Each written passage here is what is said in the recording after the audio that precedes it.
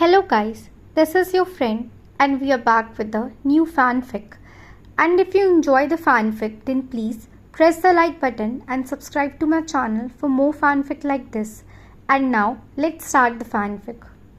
What if Naruto was a hidden genius and every girl in Konoha fell for him? Chapter 1 Crimson Dawn Uzumaki Naruto. The sky was painted red as the familiar light of the sun began to creep up onto the skyline. The Hokage faces then gained their unusual rugged luster that made it seem as if the stone faces were somehow luminescent. From where he was standing, Naruto couldn't help but admire the sight. His facial expression was somewhat constricted, taut, hiding beneath it the more jovial expression that remained unseen under the guise of an impassive visage. There was something about the Hokage faces in the morning that made him want to stop whatever he was doing and look at them. The sight of what he was to become was there, right in front of him. He was so close yet so far. That was why he did this every morning. As soon as he would wake up, before he did anything else, the first thing that he would do was go onto the roof of his house and stare at the stone faces. This soothing and silent daily ritual was a constant reminder of why he was still even in this piece of shit village. Naruto inhaled sharply, exhaling with a sigh as a cool morning breeze caught the back of his neck, sending shivers down his spine. Today would be his first day at the Ninja Academy and he would be entering it as the fabled bane of Konoha, the failure, and not what most people should have seen him as. A true genius. As Naruto took a step back, he spun around on his heel and began to walk back into his shabby little apartment. His footsteps came to a sudden halt when he felt who it was that was standing behind him. "I suppose you're another one who came to eliminate me, eh?"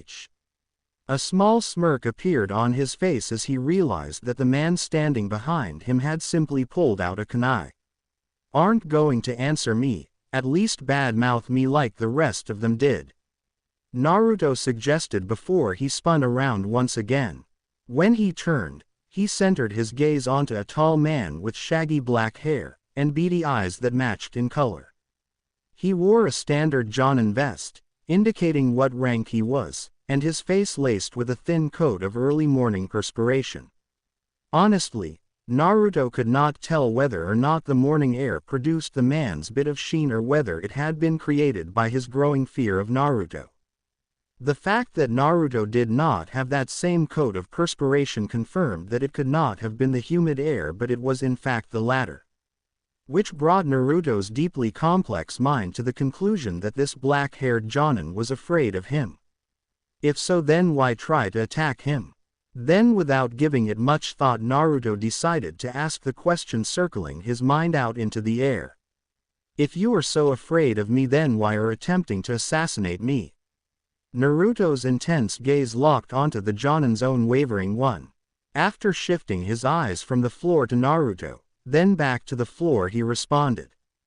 "Because demons like you don't deserve to live," yelled the Jonin as he charged at Naruto, kunai in hand.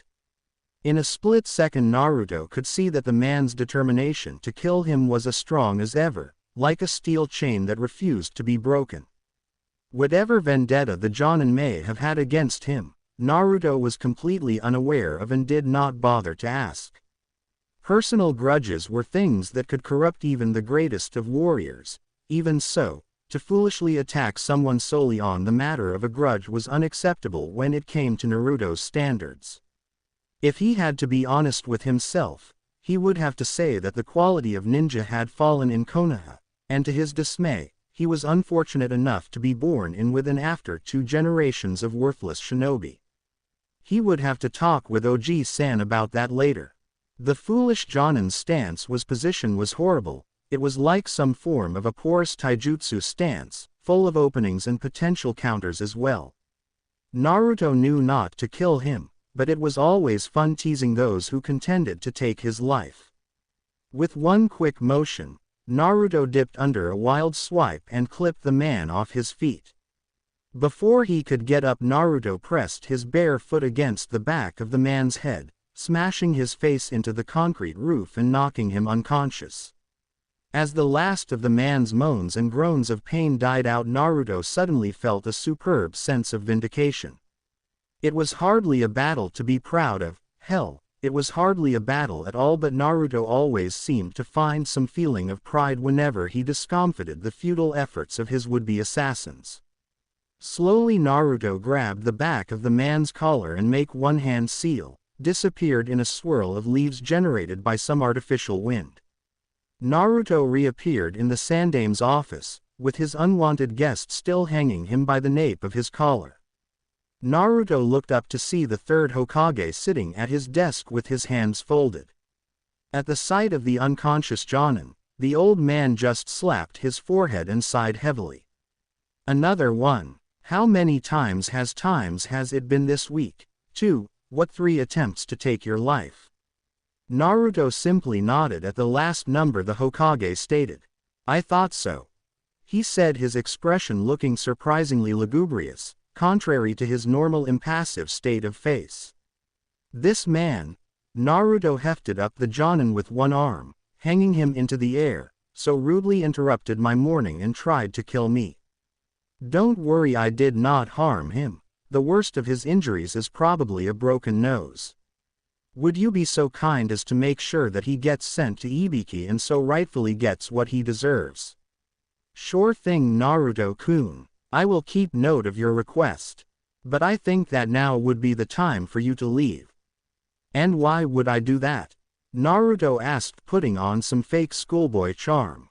The Sandame just grimaced and sighed once more. Because Naruto, you're in your pajamas. Naruto's eyes widened a little bit. He had almost forgotten that he was wearing them. The blonde just scratched the side of his head, in an obviously false bit of confusion. Oh, and what's the problem with that? For all of your uncanny perceptiveness, Naruto-kun, you sure seem to not notice that I myself have company and, before you came, was in a very serious discussion with my subordinates. Slowly Naruto began to turn around as the old Sarutobi stuck his arm out, swaying it from one side to the other, as he was trying to display some oddly antique trinket. Naruto, allowing his body to follow his grandfather's gesture, turned fully around, only to come face to face with 3 Anbu shinobi. They all wore their distinct animal mask accordingly. The one on the left, who took on the likeness of an eagle, the on the right wore the mask portraying the face that Naruto for some odd reason mistook as that of a baboon. Finally, the Anbu in the middle, who was with no doubt the captain, wore the oddly modified and makeshift visage of a tiger. Although the boy could not see it, he could not help but think that the 3 Anbu all had their mouths agape behind the effective obscurity of their mask.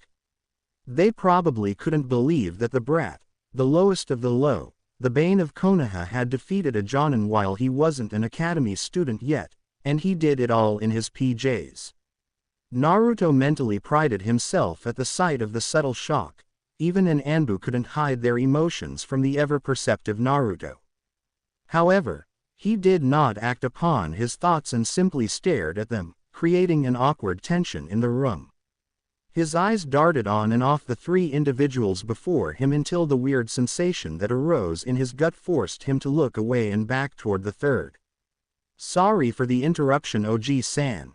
Nevertheless, before I leave, I simply must make a comment on the way shinobi are acting nowadays.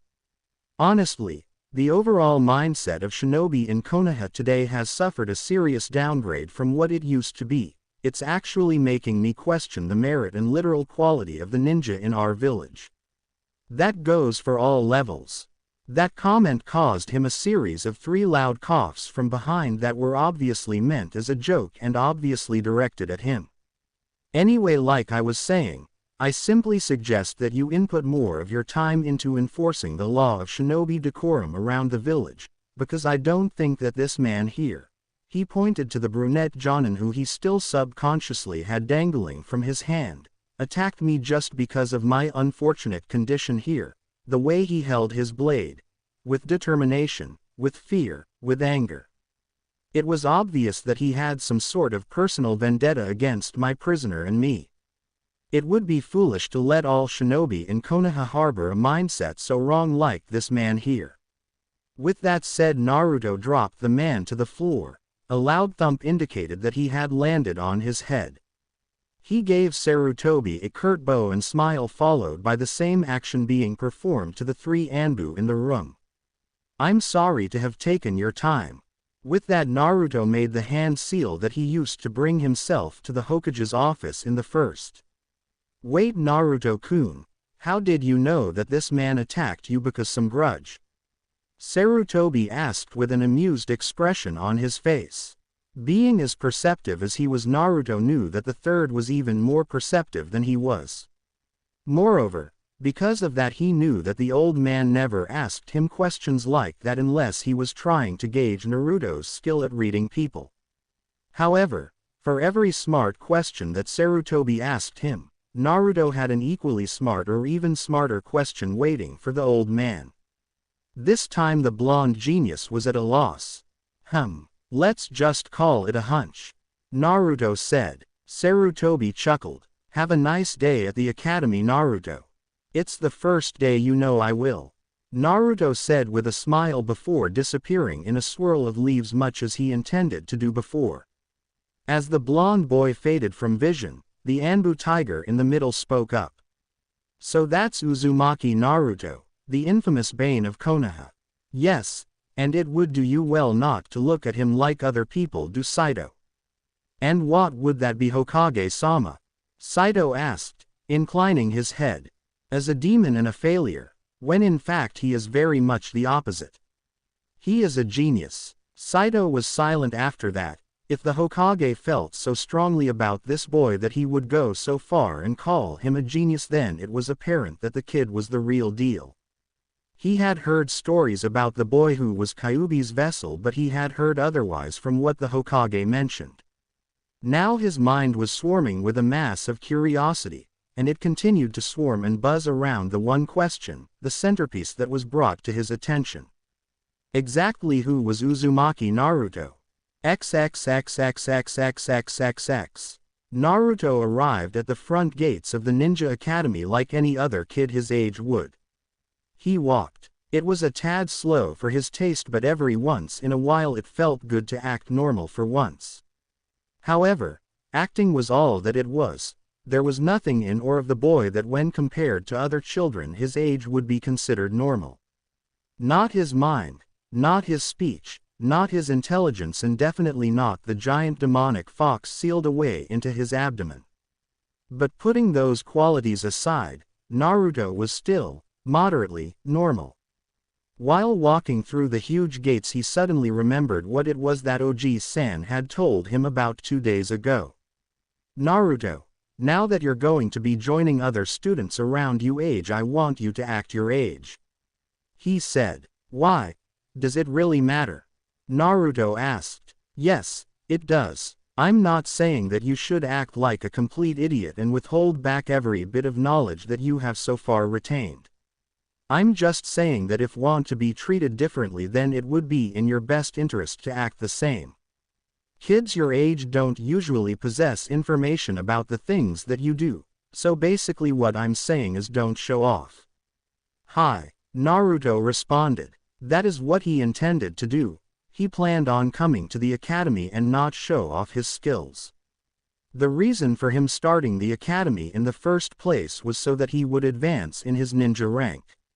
If he were to ever attain his dream of becoming Hokage, then he would at least have to become a genin first. As Naruto continued to walk toward the front door of the academy, he suddenly froze, taken by shock. Around him, he noticed dozens of kids being dropped off by their parents, kids his age giving goodbye hugs to their loved ones as they began their first days of school. Just like them, he had made it here, his first step to becoming an actual shinobi. Too bad he didn't have anyone to share the moment with. Naruto had often thought what it would be like if he had parents, but today that thought became all the more important to him. He wanted someone to hug goodbye like everyone else. Unfortunately, he was not blessed with a family like other kids were.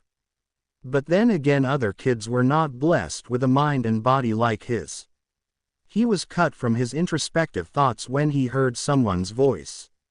"Hey, are you lost, or what?" Naruto's head snapped to the source of the voice. When he looked up he saw. What the hell was he seeing?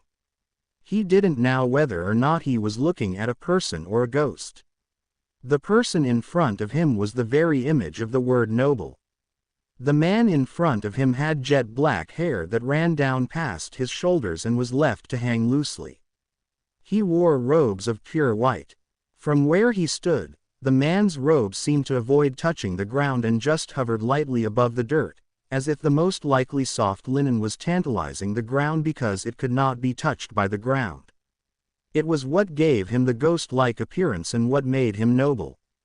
Even in the dirtiest and dustiest of places the clothing of a noble refused to dirty itself.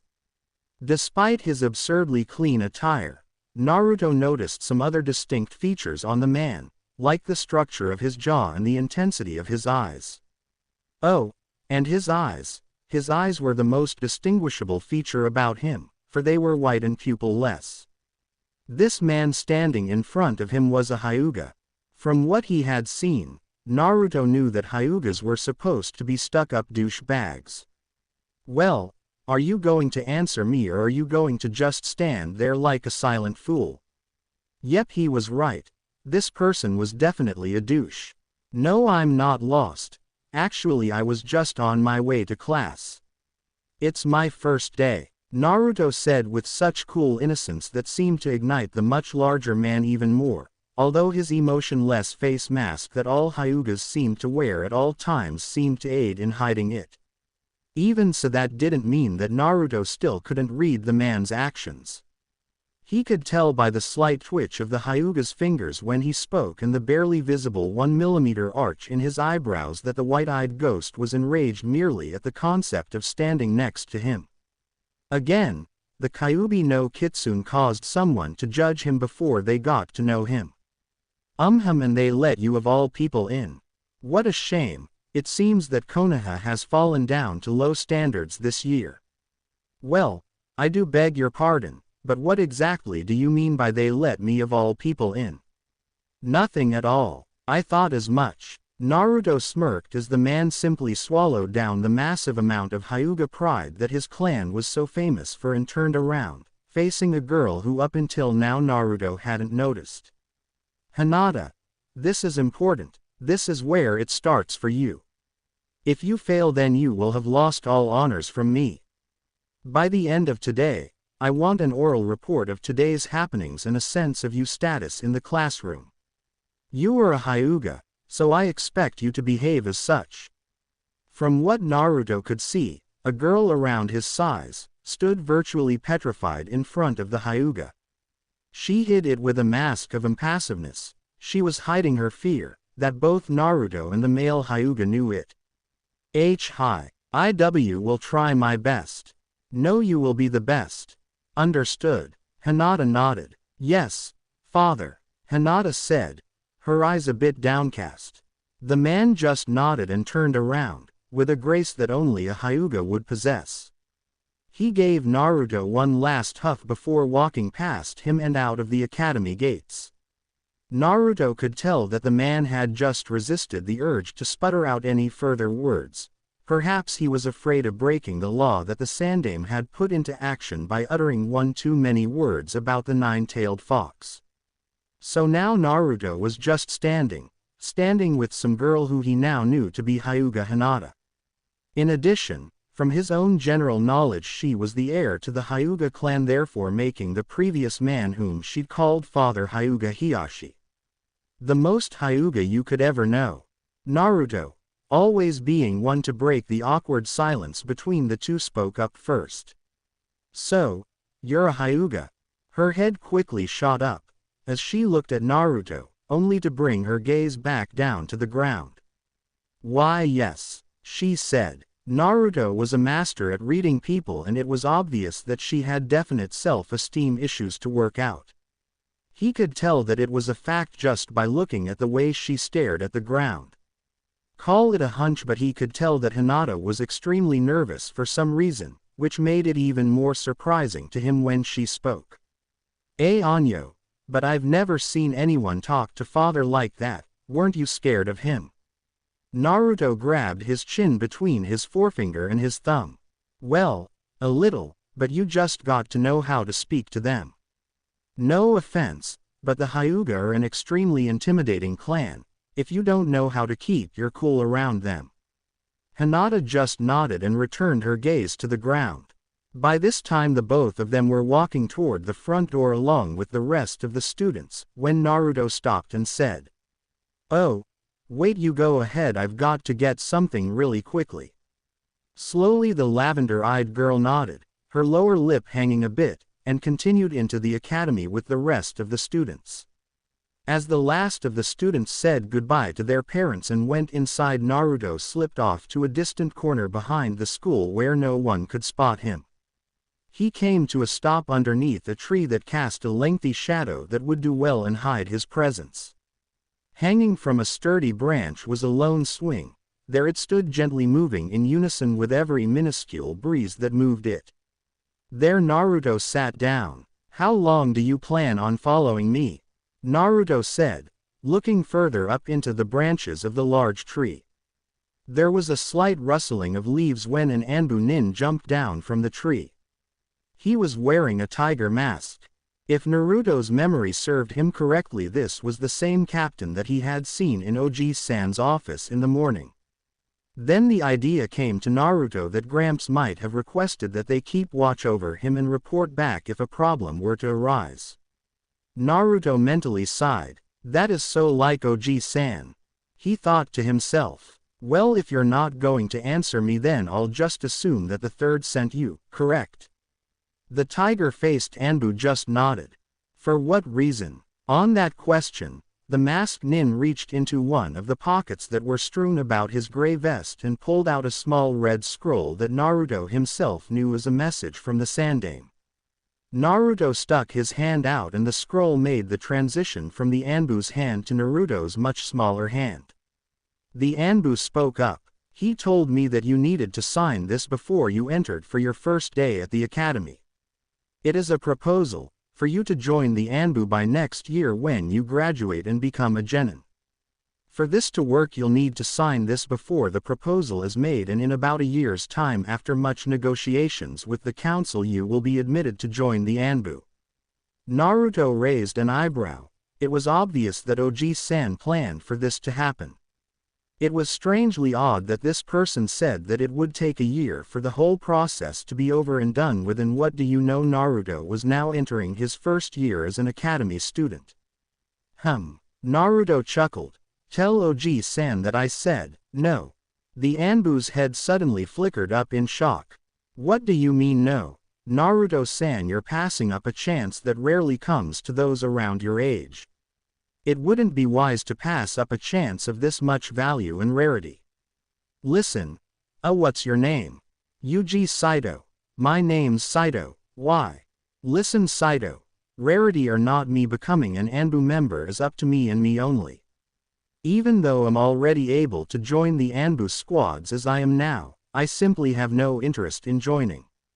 And I doubt that getting the council to pass me into the Anbu Black Ops will not be as easy as you have just now stated.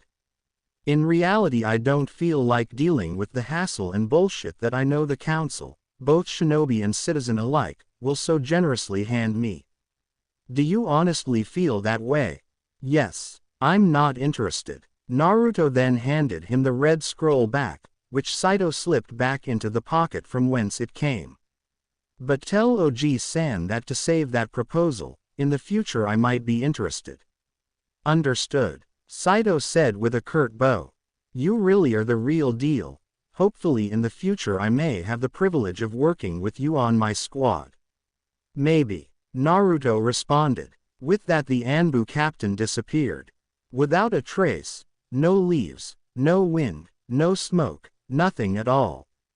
He just disappeared. How did they do that? I might consider joining just so I can learn how the hell they do that. Naruto then hopped off the swing and walked back to the front of the academy. He couldn't believe that it was his first day and that he was already late. XXXXXXXXX 1 year later. Naruto let out an exasperated sigh as he stared aimlessly into the distance the window had to his delight, provided for him. He was staring out the window of his classroom and he was seriously bored with this place. He had wasted an entire year in this academy learning things that he had learned when he was 7. He found it useless to sit here in a class that gave him no challenge such as this one.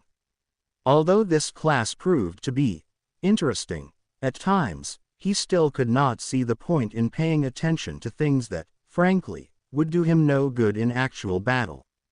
At his level, an enemy that he would encounter would, with no doubt in his mind, require much more than academy-taught tactics to defeat. It just went to show a person exactly how strong Naruto was and how strong he led others to believe he was. For an entire year Naruto had stayed in the academy solely for the purpose of becoming a genin, and while he was here he hadn't shown anyone a bit of what he could really do. Every time he was called to demonstrate some low-level technique of some sort in front of the class, he would always make sure that he always gave the instructors the required minimum that they had asked for. In doing that, Naruto's ranking in the class always remained at a constant neutral zone. That was good enough for him. Naruto, are you even paying attention? Naruto looked in the general direction of the person's voice. He looked up to see his teacher, Umino Iruka.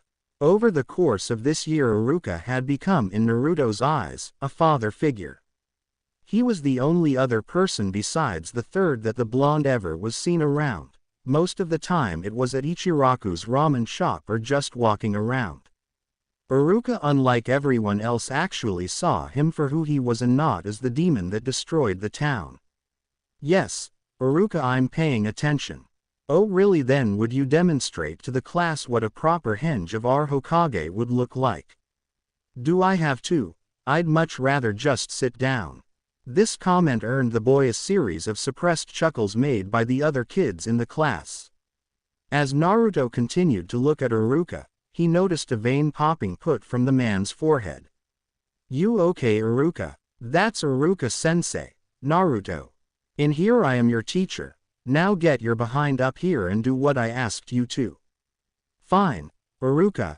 Ah, Iruka-sensei. Naruto slowly got up to the front of the class.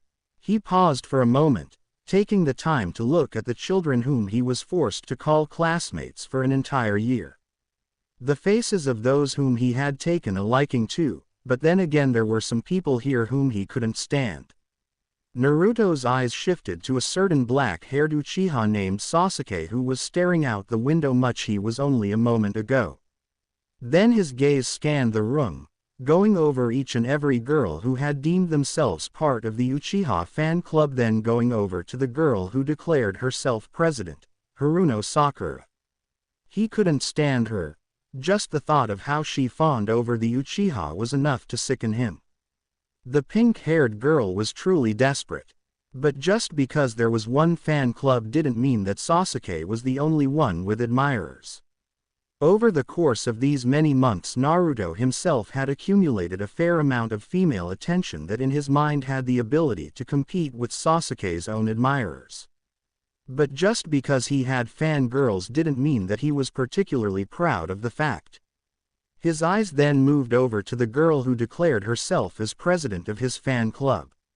She had dark purple hair and white eyes, Hyuga Hinata. He didn't hate her at all, which is more than he could say for the other girls who had taken a liking to him. As he locked eyes with her, she shuddered and brought her head down to her fingers, which she just so happened to be pressing together at the time. Well, Mr. Uzumaki, Iruka said impatiently. Naruto turned his head over to Iruka, and gave him a very grim glare, which Iruka himself returned with a death glare of his own. It had become their thing, to glare at each other intensely when there was nothing serious. It constantly reminded them of how close they actually were to each other, whether they knew it or not. Hi, Iruka-sensei, Naruto said while making a single hand seal. A light haze of blue chakra enveloped his body, and after a spontaneous generation of smoke, what was once Naruto had become a perfect copy of the Sandaime Hokage. In the visage of the village head, Naruto turned his head toward Iruka, the eyes of a wise man staring intensely at the Chunin. May I take my seat now? Oh, Naruto. Well done, you can sit down, now. Iruka said, sounding slightly defeated due to the fact that Naruto had completely proven him wrong and was in fact paying attention. Well, at least that's what Naruto led him to believe.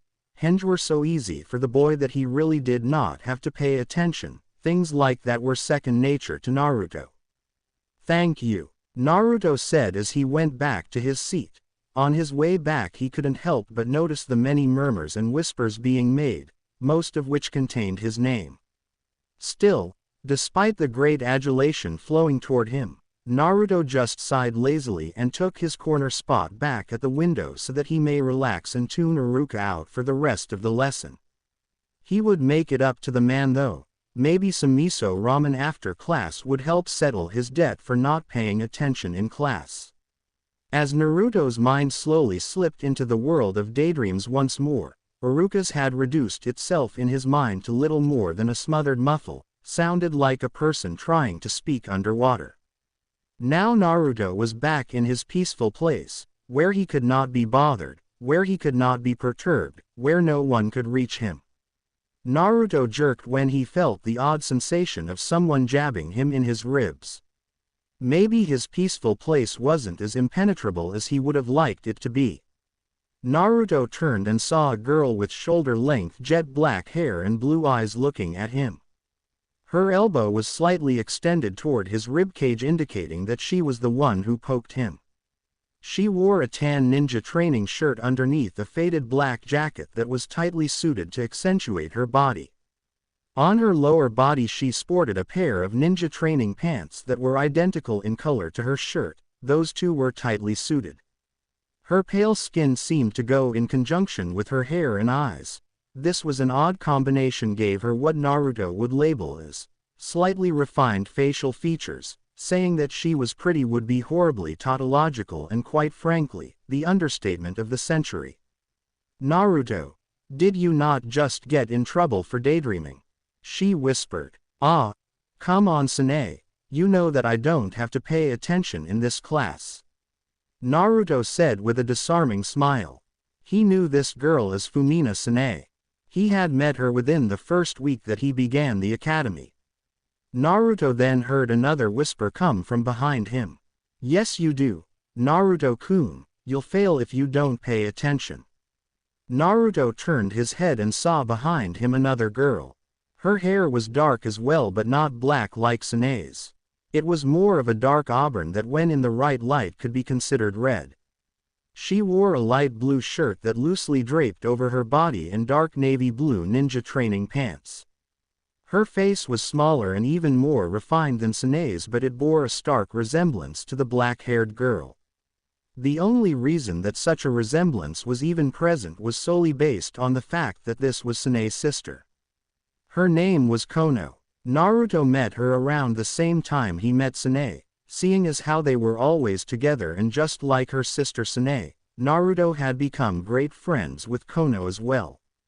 To say that Naruto had become friends with them was an understatement. He had become attracted to them both in a wasn't the type of attraction that everyone who saw them would think of, but it's not like there was no reason to be attracted to them. Half of the guys in Naruto's class were attracted to them both. The two sisters' beauty had made them into daily eye candy for most of the other male students. Sure, they were pretty, but that was not the only reason that Naruto was attracted to them. While not one of the clans known for their outstanding strength or Kekkei Genkei, the Fuminas were known, however, for their extreme cunning and wit. They were not as strong as clans like the Hyuga were or Uchiha were, but they certainly made up for their physical impediments with their extreme intelligence. Fuminas were extremely smart. One example of their wiles would be during the Great Shinobi War, where the battle tactics of a Fumina led Konoha to victory against opposing Iwa forces. The end result of that battle was a dangerous depletion of the Iwa's forces that ended up with them losing up to half of their entire military. It would be a sin to say that a Fumina wasn't intelligent. It was not only their looks that Naruto liked about them but their Fumina wit as well. Like him, they strove to think in the most logical way possible and did not settle to leave anything unanswered. It was what he enjoyed about their presence, the fact that they were like him. While they were not like him when it came to strength, for he was many times stronger than they were like him when it came to their minds. In other words, they were geniuses, and Naruto had always liked to surround himself with those who were similar to him. No, I won't, Kono-chan. This class is way too easy to fail. Too bad Sanae-chan here doesn't see that. Naruto was suddenly assaulted by the intense feeling of another nudge to the ribs. I told you not to add the chan to my name, you idiot. You know how much I hate it, Sanae said in a barely suppressed whisper. Ah, but it makes you angry when I say that, and you're cute when you're angry. Sanae said nothing and inched her head back a few inches, an intense blush staining her face a bright red. Kono couldn't help but giggle at this. Well, that is until her sister gave her a patented Naruto death glare. Naruto always knew how to get inside of Sanae's head. For such an outstanding genius, the girl was also an outstanding prude as well. Hey, pay attention. Instantly all three of them snapped towards the sound of the loud voice, which was a very irritated Iruka. Naruto, Sanae, Kono, do you intend on talking this entire class? What I'm about to say is of great importance, so you must pay attention, understood? Hi, Iruka-sensei, Naruto said, answering for all of three of them. Iruka nodded and turned his gaze back to the rest of the class. He brought his two hands, and while making a fist with one hand, his other hand was left open, he suddenly brought them together. Class, as you all know, today is the day of the advancement exam. This comment stirred up a multitude of groans and moans from the rest of the class, with the exception of a few well-behaved students. I know. Settle down, it's not that serious. It's simple. A hand sign, and behind appeared two small wooden tables, and on top of the tables were rows of Hiteites or ninja headbands, all engraved with the Konoha symbol and shining brightly, indicating that had just been burnished. Iruka turned and allowed his arm to sway out toward the two tables. These headbands are what you will be aiming for. If you pass, you will each receive one Hiteite, indicating that you have become official ninja of Konoha. The exam itself is simple really. I will call you up here one by one and I will ask you to do three things. 1. Make a decent henge of me or Mizuki-sensei, who will be here shortly. 2. Make a total of 3 stable bunshin. And 3. Iruka then smiled. The third thing that you will have to do in order to become official nin of Konoha is walk past me and take your Hiteite. Iruka smiled when he saw the bright smiles of his students and heard their excited voices. Some of them even got so excited that they stood up, saying that they wanted to be the first to go. But Iruka denied, telling them wait. The exam will not begin now, however. Iruka's smile grew wider when heard his class cry out, "Oh!" again, with the exception of the more well-behaved students in the class. Don't worry, we have to wait for Mizuki to return, therefore I will allot you all a small break period of 15 minutes. Be back in class by then. Hey, and don't take this break lightly, you could use this to your advantage. Perhaps these 15 minutes could give you all a little time to prepare for the exam. Other than that, you are dismissed. With that, all of the students jumped up, some louder than others, and began leaving the classroom. Naruto then felt the terrible sensation of Sanae's elbow in his ribs once more. This will be fun, won't it? Naruto nodded. Nah, I don't think it will. Things like this usually bore me to death. He then smiled at the scowl that made its way onto Sanae's face, but grimaced when he felt another dull pain enter his ribs on his opposite side. He turned to see Kono standing there. Well, they only bore you because you don't know how to have fun. Already tired of this interminable assault of elbow nudges, Naruto sighed. Whatever, let's just leave, he said as he walked out of the classroom, holding both sides of his ribs. Both girls both giggled and slapped hands, following him out of the room. It seems as if they had succeeded in successfully ticking Naruto off with the elbow nudging, which they both knew was one thing he hated, which was the reason they did it so much. XXXXXXXXX. Naruto sat on the sturdy branch of his usual tree with a swing on it. Ever since his first day at the academy, it had become his spot, the type of place that allowed him to think peacefully to himself. But inner thoughts did not seem like options for him right now. "Come on," Sanae said, grabbing hold of Naruto's arm and trying to pull him off his branch. She was currently standing on the side of a tree trying to pull Naruto down. Even though they were not up to his level yet, the Fumina sisters were enamored with the knowledge of techniques that were well beyond academy level, for example the technique of tree walking that Sanae had been using to follow Naruto up his tree and bug him for what seemed in his mind as an interminable amount of time. "We've got 15 minutes, so spar with us," Sanae urged, to which Naruto just shook his head. Since his beginning days at the academy, Sanae had always wanted to spar with Naruto, but he always denied.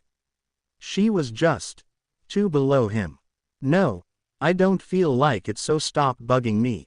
"Why?" "Because I said so," Naruto responded. If he had actually told them the truth behind his reasons for not fighting them, and mentioned that if Sanae were to fight him she would be fighting someone who had trained almost every day of his life with the Hokage of the village since he was about 7. She probably wouldn't be so eager to have a bout with him then. As Sanae gave Naruto's one final tug but sighed when he did not budge. She let go, but before she could get halfway down the tree, she let out a startled squeak as she felt something land on top of her, knocking her down only for her to land flat on her stomach. When she hit the ground and turned her head, she saw Naruto sitting right on top of her. There was a certain sly look in his eye that made her feel suddenly uncomfortable. She felt even more on edge when he leaned in closer to her face. Instead of sparring, how about we do something else, Sanae-chan?" The tone in which he spoke brought fire to Sanae's face as she blushed.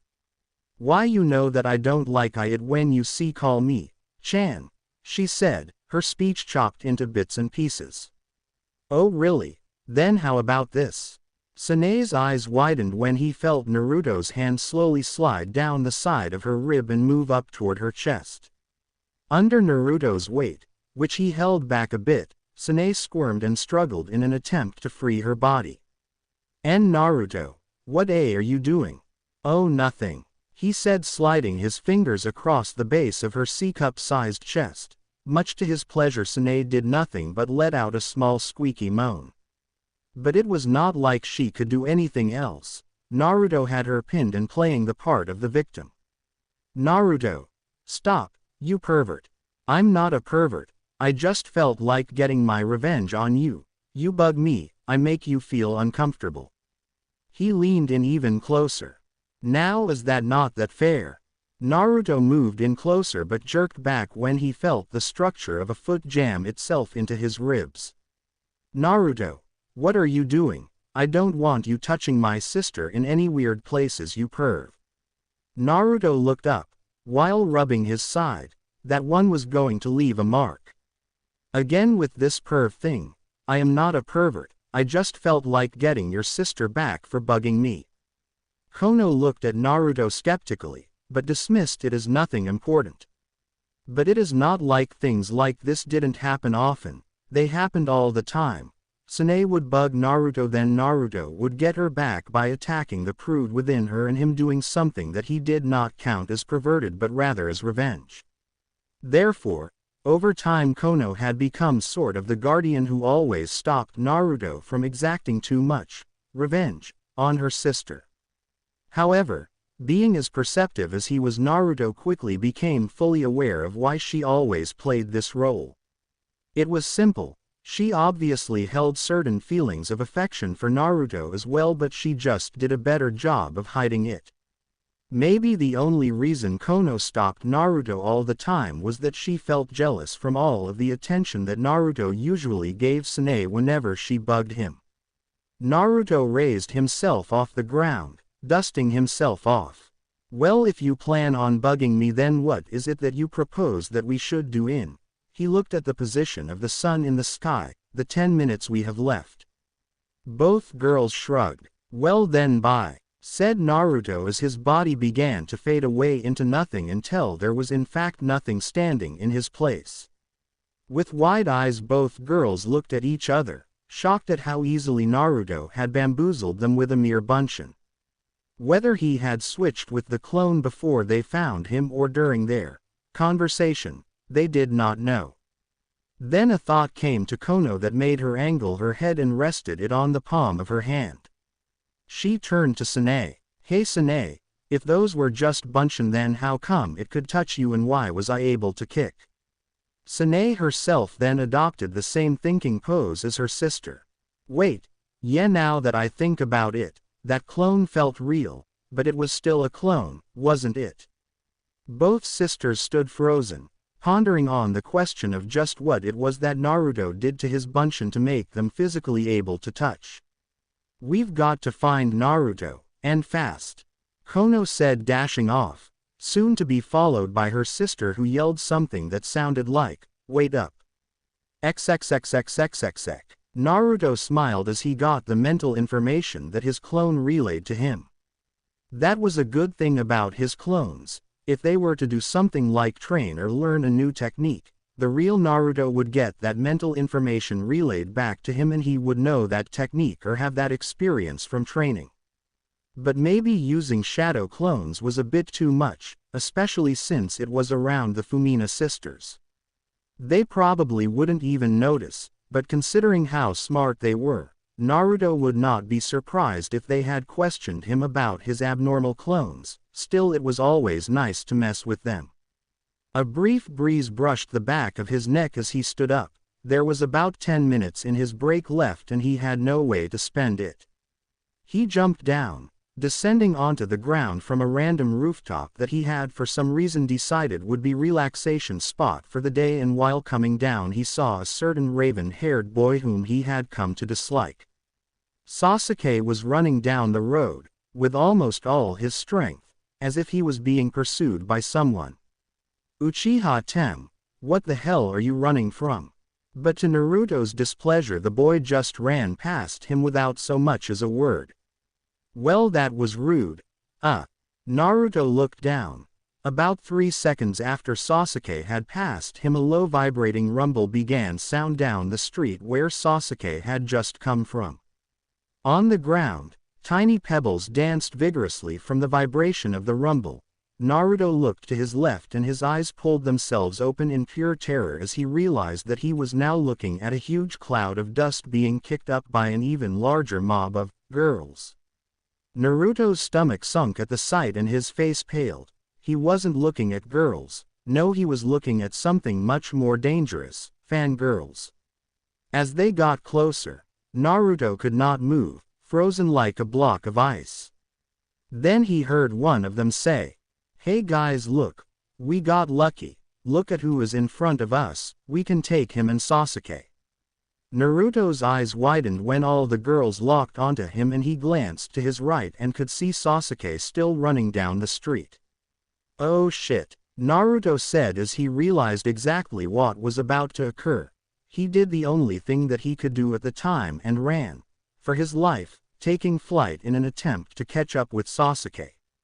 Naruto, ooh. He grimaced as he heard the mob of love-struck females yell his name just as they were yelling Sasuke's but mere seconds ago. Still Naruto ran, and in about 10 seconds, he caught up with Sasuke, positioning himself right next to the Uchiha.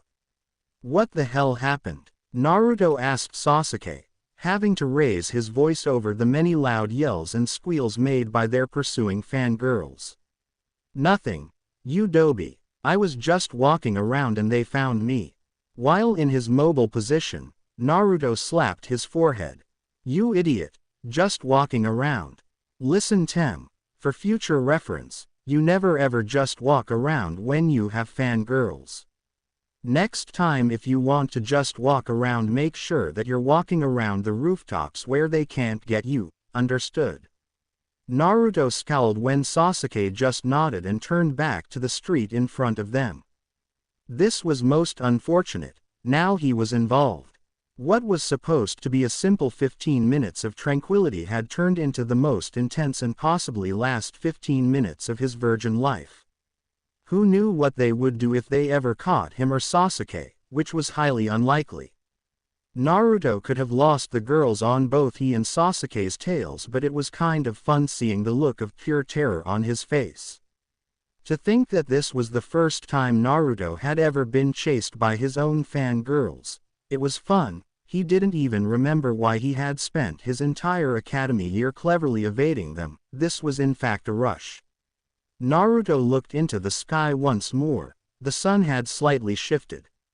That gave him about 7 minutes. Sasuke, do you think that you can keep this up for 7 more minutes? He asked in a loud voice. Sasuke merely nodded once more, then swallowed hard. Perhaps he was trying to force down the mass of weakness trying to surface itself in the form of fatigue. In other words, it looked as if Sasuke had been running for quite some time now. But Naruto decided not to ask exactly how long and went back to the task at hand. XXXXXXX. Konoha walked back into class with her head leaning toward the ground. She felt defeated. She and Sanae had wasted so much time trying to look for Naruto and they didn't even find him. Damn, just where the hell is he? She said in a low voice, and she went to take her seat, which was directly behind Naruto's. Who knows, he might be trying to avoid us, he might be running from us. Sanae said, sitting down in her seat with an equally lugubrious expression on her face.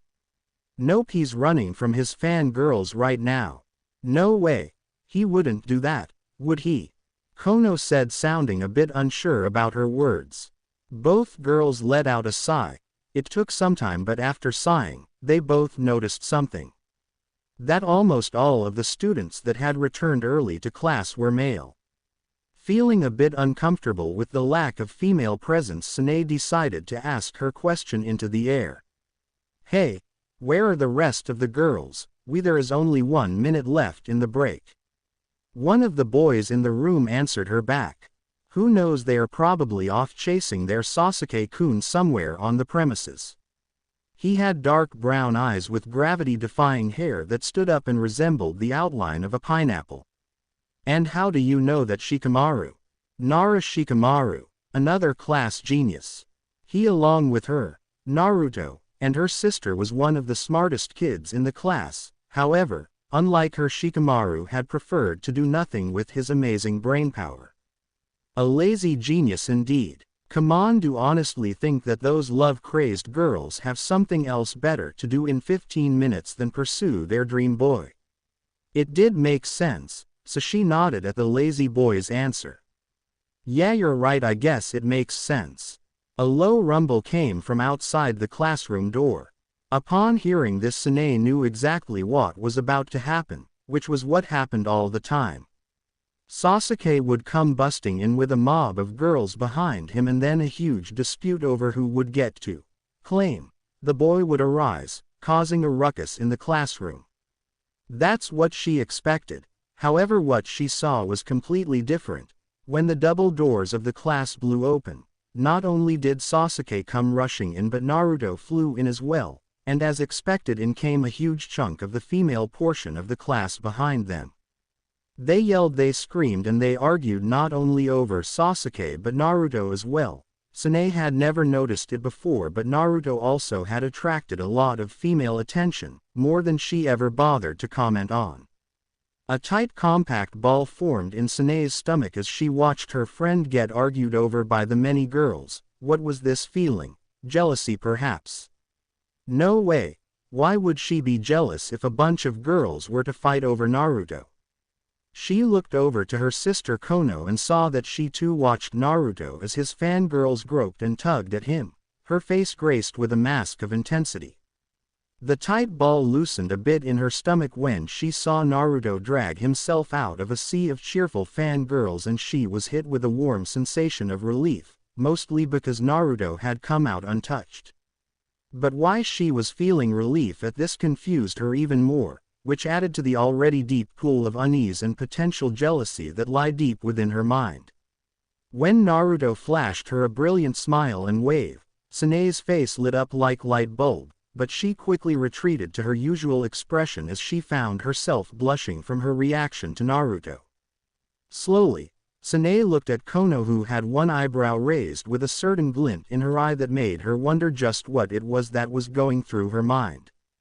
Before she knew it, Naruto had walked up to them and Sanae found herself staring down at the floor.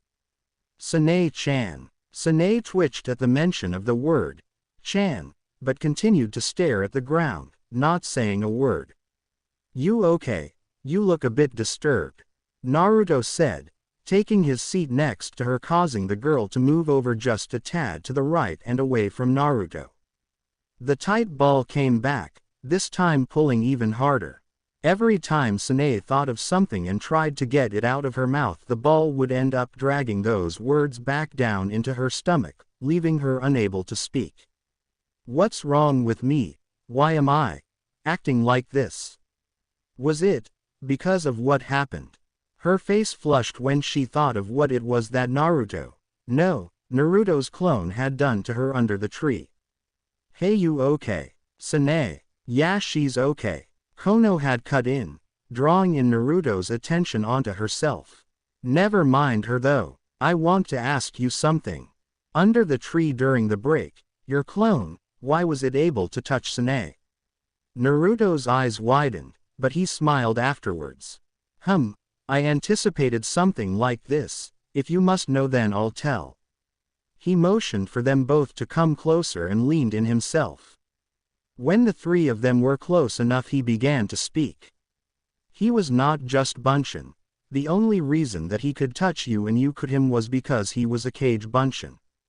He said this in a low and barely inaudible whisper. With wide eyes, Sanae and Konoha both retreated with shocked expressions. Konoha was the first to lean back in. "Wait, but that is a Jonin-level technique," she said. "Ah, Konoha-chan, beautiful and intelligent as ever. I'm not surprised that you are aware of the level of that technique. Just wait, let us save this talk for after the exam and then will I tell you everything, the both of you." "Okay." Both girls nodded and Konoha leaned back into her seat to await Iruka and Mizuki's arrival. The entire time Konoha's face was sanguine and heated, most likely from that last comment made by Naruto saying that she was beautiful. The loud arguing and fighting over Sasuke had subsided, leaving everyone to seat themselves and settle down. Naruto cringed as he looked at the aftermath of a person who was once Sasuke. He sat alone and with a blank expression on his face. The face of the violated and touched, an expression ever since he had begun the academy he had grown accustomed to. It seemed as if everyday Sasuke had this expression plastered on his face, all because of the fangirls that attempted to toady him every day. It was not the first time Naruto had seen Sasuke like this after being chased by his fangirls, and he doubted that it would be the last. Then Naruto thought to himself about how different his reaction was compared to Sasuke's. Naruto had avoided his own fangirls up until now, and in his mind, it was not as bad as Sasuke made it seem. The blank and scared expression on the Sasuke's face brought a curl to the young blonde nin's lips. It was always fun to see that Uchiha with that expression on his face. Two loud sounds suddenly filled the room, causing everyone to turn their heads, and standing in front of the two wooden tables holding Hite were the two class instructors Iruka and Mizuki. The two Chunin had their arms folded, with both large smiles and bright eyes. "Okay, listen up, I won't waste any time, so take your seats." The class followed accordingly, which made Iruka nod. "Good, now the rules are simple. All you have to do is come up to either me or Mizuki and do what I have instructed for you to do." Iruka then shifted his gaze onto Mizuki. "Anything else that you would like to add?"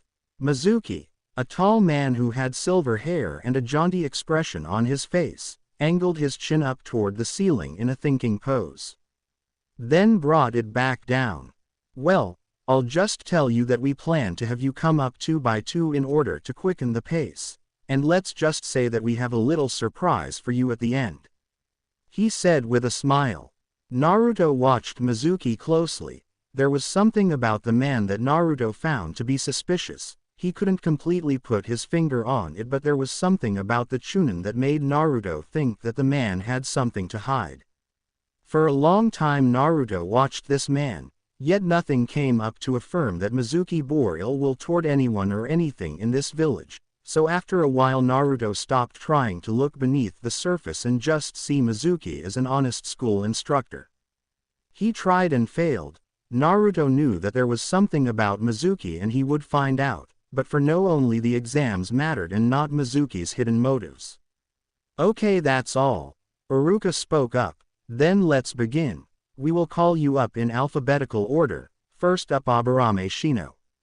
Then Mizuki spoke. "Second to go, Akamichi Choji, come to my table and get this exam over with." Therefore, it began. Both Iruka and Mizuki began calling students up 2 by 2. Naruto knew that having the last name Uzumaki meant that he would be one of the last ones to be called, but it didn't matter. It was fun to watch some of the pathetic excuses for Bunshin and Henge that some of the class produced.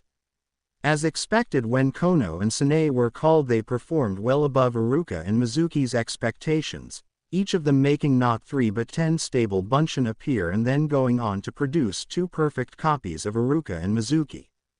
And although Naruto felt that their display of skill was a bit ostentatious, he still prided himself with the fact that like him those 2 were true geniuses. It took little over 20 minutes to get to the last 2 people, him and Sasuke. "Uchiha Sasuke," Mizuki said. "Uzumaki Naruto," Iruka said. Both boys stood up, walking to the front of the room with the rest of the class to their backs.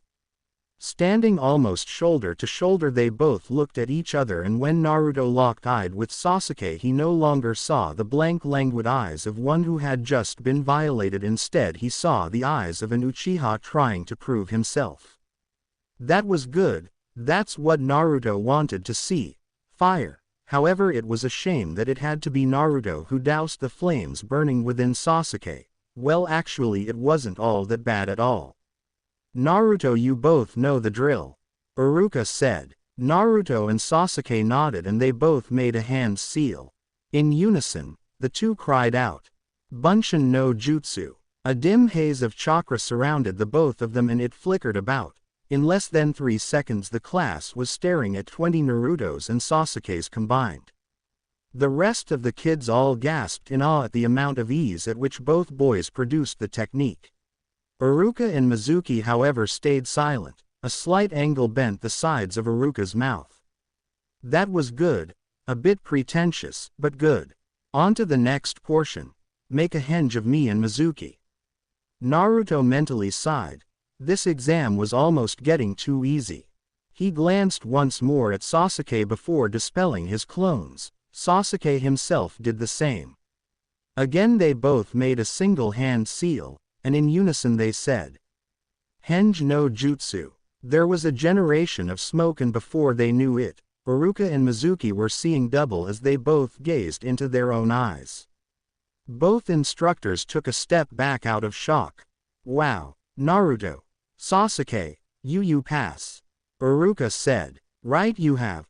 Go on and claim you headbands, the both of you," Mizuki added in. With the said, Naruto and Sasuke both walked up too, claimed their hiteites from the wooden table, and went to take their seats.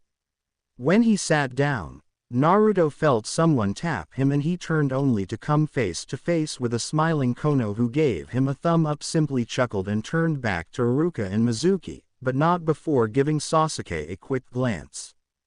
"Good," Iruka said while clapping his hands. The sound was intensified by the walls of the classroom. "Now that the advancement exam is over, we can move on to the next and final portion of the day." He swayed his arm over to Mizuki, who then took over the reins. Now, Mizuki began. If you all remember, I said that there was a little surprise at the end for you all. Well, get ready because an awkward silence settled in the room. Most of the kids were literally on the edge of their seats. Today is your last day here as students and tomorrow you all will be assigned new sensei. This comment drew a rather unexpected reaction from the class. Silence. Nothing but silence could be heard as the students now turned Jen and said nothing. It was a delayed reaction, but Iruka for some reason felt a pang of relief when he heard almost all of his students yell out, "What?" He was expecting that reaction. I know. Since you are all now genin, you no longer need to stay here and learn about the basics, because, well, you already know them. Meet here tomorrow in the morning and then you will all be assigned to you new Jonin sensei. You are all dismissed. Naruto, along with everyone else, stood up and left, leaving their former Chunin sensei to talk among themselves. XXXXXX. It could be said that at this very moment Naruto was upbeat. He was now a genin, but unfortunately, he knew what being a genin would mean. It would mean that he would now be pressured even more than he already was to become an Anbu member. As Naruto walked down the streets to his destination, which was the Hokage Tower, he ignored the stares and glare coming from the many merchants and street vendors who were aware of his condition. Not even they could penetrate the solid wall of concentration that he had set up in his mind. All he could focus on right now was what exactly he was going to say to Oji-san once he got there. He was fully aware that the Sandaime greatly wished for him to join the Anbu and that he being an official genin now meant that he was now of official ninja rank. And according to the rule of Anbu admission, any ninja of any rank was eligible to become an Anbu. The whole idea of Jonin only being able to become Anbu was just a lie. That false dogma had only risen because getting into the Anbu was so freaking hard that usually only Jonin tried. Knowing this, Naruto grimaced heavily, not wanting to think about the most likely uncomfortable conversation that the two would most likely have. At times like this Naruto had actually wished that Sanae or even Kono were here to bug him and keep his mind off of the awkward topic that kept poking him in the back of his head. XXXXXX, Hokage's office. As sighed heavily as he entered his surrogate grandfather's office. The old man looked up from behind a small mountain of papers and smiled. Ah, Naruto-kun, you have returned. I assume that the advancement exam was today. Did you pass? Naruto raised an eyebrow before he pulled up a seat from the corner of the room and sat down in front of the Hokage.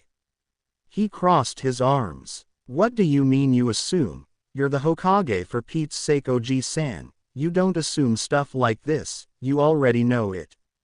And come now, do you really think that I could ever fail a test that easy? That's an insult to me. That test was way below my level. I only jest, Naruto-kun, I'm well aware of your ability. He said with a slight chuckle. Yeah, I know, but it's always fun to play along. Naruto said, responding with a bright smile. There was a brief pause and the both of them then burst out in a unified bit of laughter. It was always fun to share a laugh with Oji-san every now and then. Not many people could say that they hung out with the Hokage of the village. It was just one of the many perquisites that came with being who he was. Maybe the Sandaime was one of the reasons why Naruto had decided to stay in this village. Sarutobi's face then suddenly shifted to an expression of seriousness. Upon seeing this, Naruto quickly mimicked his action. The old man then arched his back forward, while placing his elbows his desk and resting his head on the backside of his palms. Naruto always found it surprising at how Oji-san could switch between moods so easily. Naruto-kun, now I'm sure you already know what I'm about to say. Naruto mentally sighed, throwing his gaze down at the floor. Yes, I know, he responded quietly. Naruto then looked back up at Sarutobi. But, is it really a matter so important that it should be pressed onto me like this? Sarutobi sighed. Naruto-kun, you know that I only want the best for you and I want to see you succeed. This chance could release you from the life you are living now.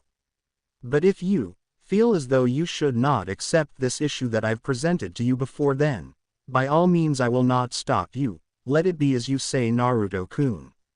Now Naruto was put out of his comfort zone. Whenever Oji-san wanted him to do something, he would always ask Naruto in ways that he considered being sly and cunning. It greatly disturbed him at how adept the old man was at appealing to his conscience, but what more could you expect from the village Hokage? As kind and gentle as he was also manipulative and clever. Naruto swallowed down the lump beginning to form at the base of his throat. Do you really want me to join the Anbu that badly? Naruto asked. Indeed I do, Naruto-kun. That offer I made you last year on your first day at the academy, I did not make it because I thought you would prove to be a great contribution to the Anbu Black Ops, but because I knew you would. But like I said before, it is up to you. Again with that cleverness of his. Naruto looked Sarutobi dead in the eye. It was always like this. They would have a serious conversation and Sarutobi would ask something of Naruto. And as much as he did want to, Naruto was always the one who ended up caving in first. It was something he hated about being under the wise stare of the Hokage, and he berated himself for it. Sarutobi cleared his throat just a bit too loudly, letting Naruto know that he was getting impatient with the boys stalling. The pressure began to build and Naruto feared that history would repeat itself and that he would end up saying something that he really didn't want to. I'll join, Naruto said in one sudden voice. He mentally cursed himself for being so weak, but he would not give in without leaving behind his mark. But, Naruto said, continuing on in a smooth and restricted voice. I will only join if I am allowed to do one thing. Sarutobi smiled, knowing that he had already won the battle. Nothing Naruto could say would be enough to get this smile off of his face. What is it? He said, sounding slightly content with the world, his smile still beamed, like a white arch of light. Give me permission to show my true ability from now on. Sarutobi's eyes widened and the smile faded, and along with it the arch of light returned to nothing. He was wrong. There was something that Naruto could say. What? Naruto-kun, are you insane?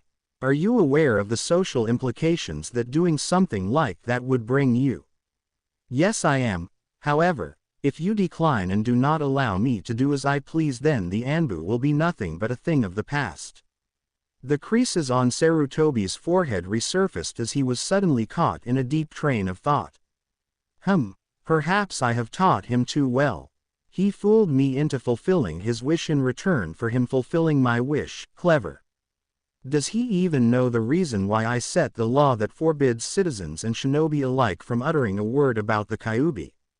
If I allow him to show his power, then it can only lead to one of two things. Either people recognize him for his strength, or they do the exact opposite and shun him out of fear of a growing influence made by Kyuubi. But this is what he wants. Naruto, I'm swimming out into dangerous waters by allowing you to do this, but... Sarutobi looked up at Naruto, and smiled. Okay Naruto-kun, you win. If you join the Anbu, you will be allowed to display your power to the public. But rest assured you will have plenty of time to show what you are made out of, for as you know, the entire process of applying someone as an Anbu member will take an immense amount of time. Most likely up to a year's time. I wanted you to take the offer last year so that by tomorrow you would have been able to start your duty as an active Anbu member. Unfortunately, you declined. Feel secure because you now have a year's time to wait until you become Anbu. So enjoy it. Naruto nodded happily as he quickly stood up, and upon looking at the boy's optimistic demeanor, Sarutobi grumbled. He really had taught Naruto too well. The boy was already intelligent enough as he was. Add the logic of a Hokage and you've got a problem on your hands. Thank you, Oji-san. I greatly appreciate it. Naruto said as he got up, a small curl bending the sides of his lips. I'll report to you after I meet my Jonin tomorrow, but I'm guessing that you already know who that person is. He left with a curt bow and walked outside of the office. A smile on his face, knowing that he had finally been allowed to show his ability as he pleased in the village without consequence. He would no longer have to keep up the facade of the Kyuubi boy with average skills, he would now be known as the genius boy with the Kyuubi sealed inside of him. It was a future that he greatly looked forward to, and the thought of such a future carried him in good spirit all the way to his small apartment, where he stopped at the door. "Tomorrow is a new day," he said while making a reach for the knob and opened his door. He turned back and glanced at the sky. The ominous twilight looked different today. The skyline was a shining bright red, as if Kami's hand had just swept over it with a fresh coat of paint. Who knew? Maybe in the morning the paint would dry and the skyline's color would deepen, so that when he woke up the next morning he would be able to gaze upon his very own crimson dawn. Once again Naruto began his day on his rooftop, just like the one before. He stood, pajamas and all, basking in the warm light of the sun. As of now his gaze was centered at the sky. Based off what he had seen yesterday, he was wrong. The sky hadn't deepened into crimson, it just looked normal. Not that normal wasn't good and all, it just meant that the day would be boring to say the least. He first noticed it when he felt the lack of commotion. There was nobody here who wanted to kill him today. It was strange, but Naruto always looked forward to seeing the unconscious faces of those random nin who always tried to exterminate him, and the lack of their presence made him feel uneasy. He lowered his gaze down onto the great stone face that he had come to admire so much. As usual they held that same rugged brilliance that made them shine with artificial luster. Maybe the day wouldn't be as boring as he had thought it would be. His eyes then settled onto the stone Hokage face that was set all the way onto the fat right. The man with spiky wild hair, the fourth Hokage. Naruto then brought his hand and ran it through his own unruly golden locks. His eyes never left the fourth's face.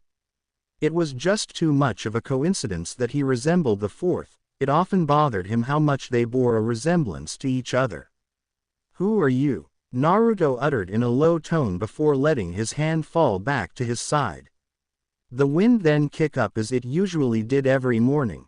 Naruto savored the crisp feel of the wind caressing his body. He especially enjoyed the breeze between his knees that came with the light breeze. The Yondaime was the one who sealed the Kyuubi into him. Strangely, he was perfectly fine with that. The only thing that bugged him was why he chose him out of all people. What could have driven the man to think that Uzumaki Naruto would be a good jail for the fox, despite the fact that Naruto actually was a good jail for the fox? It was a bit too much to think about, and one of the very few things that Naruto found complicated, so he decided to drop it for the moment and just get back to his monument gazing. But for some reason Naruto kept getting the feeling that someone was behind him, watching and waiting carefully, a silent predator waiting to kill its prey. However, Naruto would never allow himself to be called prey. He would not become some lurking wolf's breakfast. He first let out a sigh, then, "Hey, how long do you plan to just standing there and doing nothing?" At first was no response. For a second it seemed as if Naruto was talking to himself. But a millisecond before Naruto opened his mouth to follow up on his question, he heard a low chuckle followed by the sound of clapping.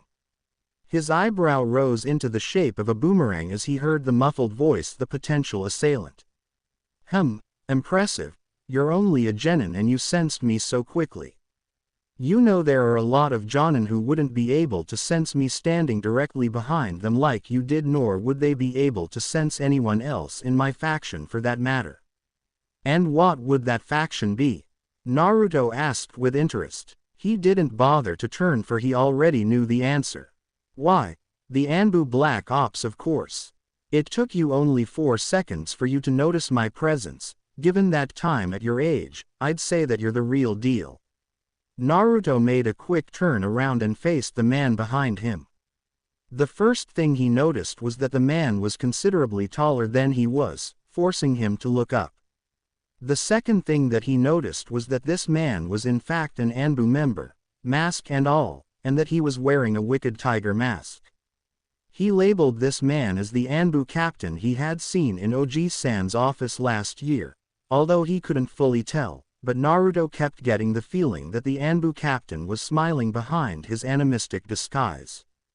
Well, now that we've established that I'm Uzumaki Naruto, care to tell the reason for your arrival?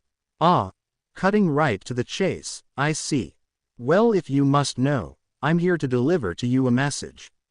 From, Naruto said, crossing his arms. From the third, seeing as how you will be joining the Anbu next year, our Hokage thought that it was a good idea to train with the Anbu from now on. With that being the case, I made a recommendation for you to join my team. I've seen the results of your work. That Jonin you brought us yesterday was proof of your skill. That was only a result of your power, but I want to witness it in action, with my own eyes.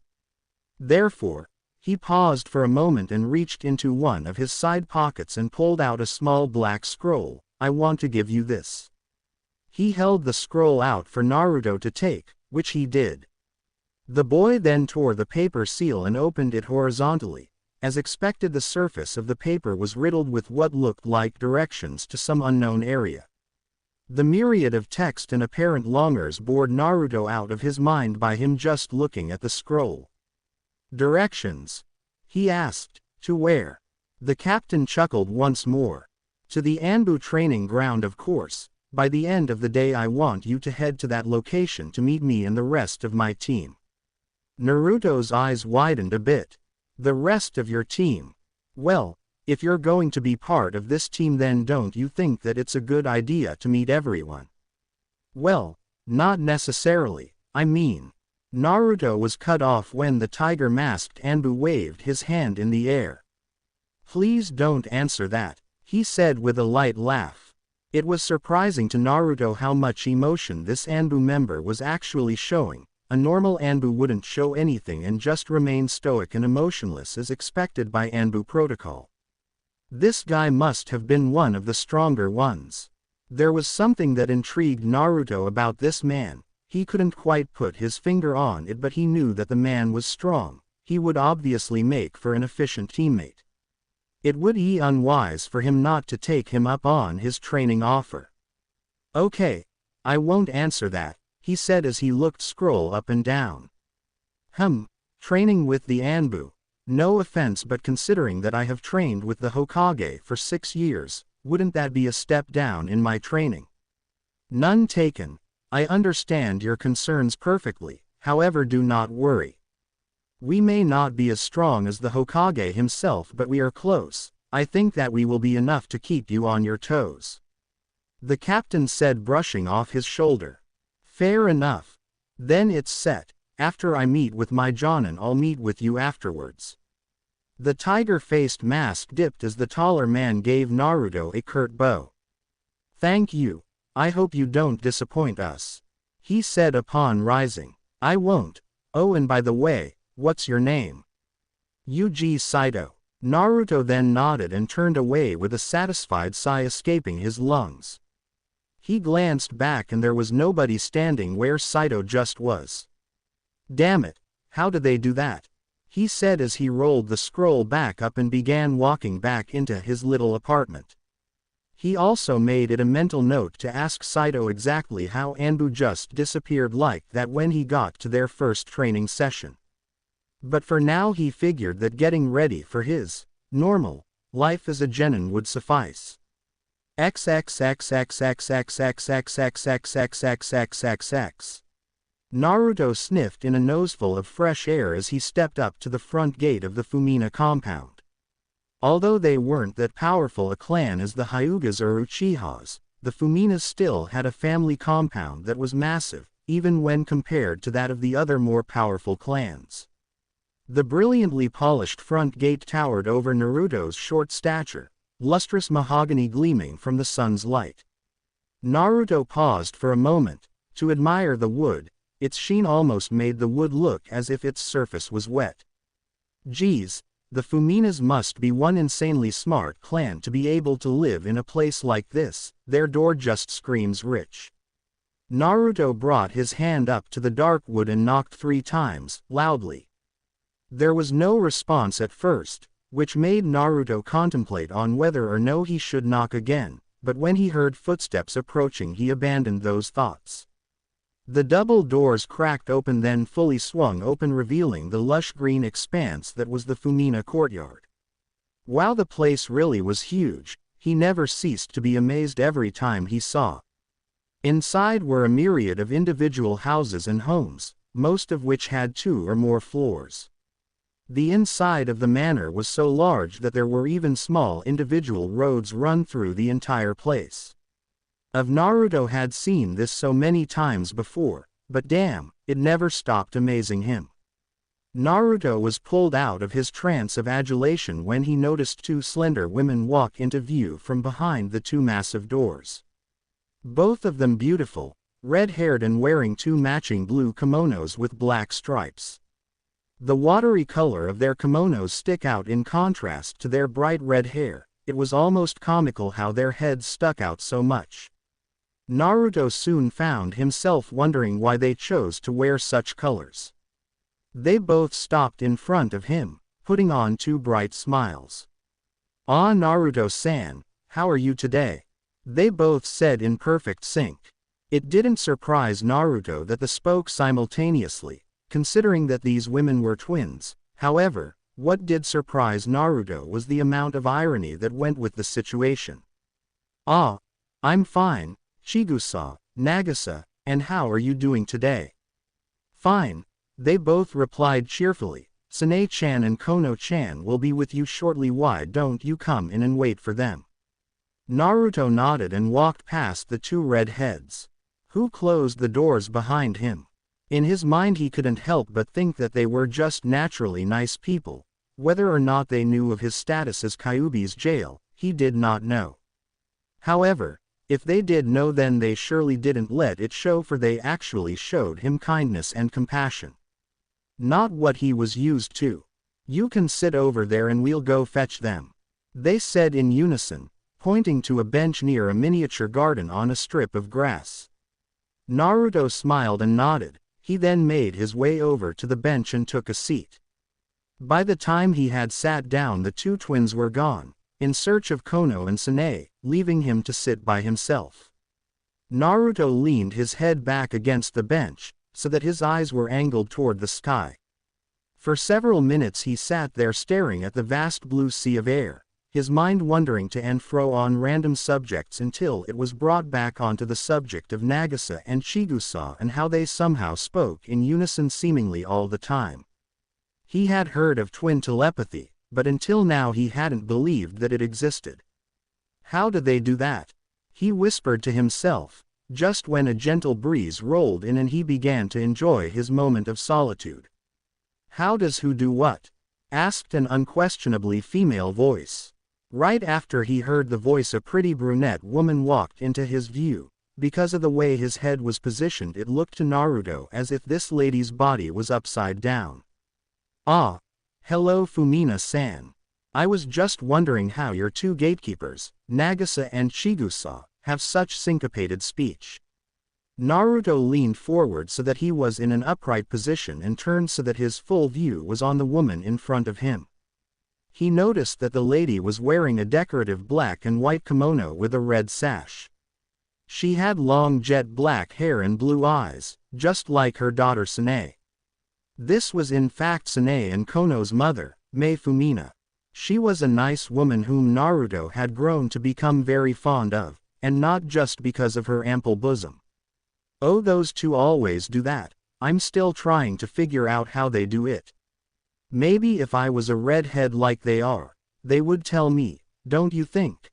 she said with a warm smile, which Naruto returned with one of his own. Well, maybe being a redhead might have solved it, but unfortunately Mei wasn't born a natural redhead, unlike all the other Fuminas were, with the exception of her 2 daughters. The reason for her dark hair was that she was not actually a blood-related Fumina, she just became one when she married into the clan.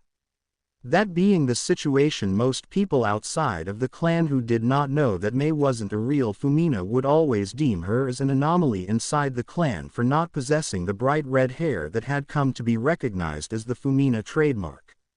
It was a color that was passed down from generation to generation, similar to the Haruno clan, which was known for having unnaturally pink hair. Even in their men. Are Sanae and Kono ready yet? Naruto suddenly asked. Mei then crossed her arms, pushing up her large assets, which no doubt drew Naruto's attention to them. Luckily she hadn't noticed. Yes, when I left the main compound they were already dressed. They should be here shortly. But until they come, can I ask why you are in such a hurry? Well, today is the day that we all get to meet our Jonin senseis, and I was a bit excited to meet them. Naruto replied. Oh, yes, how could I have forgotten?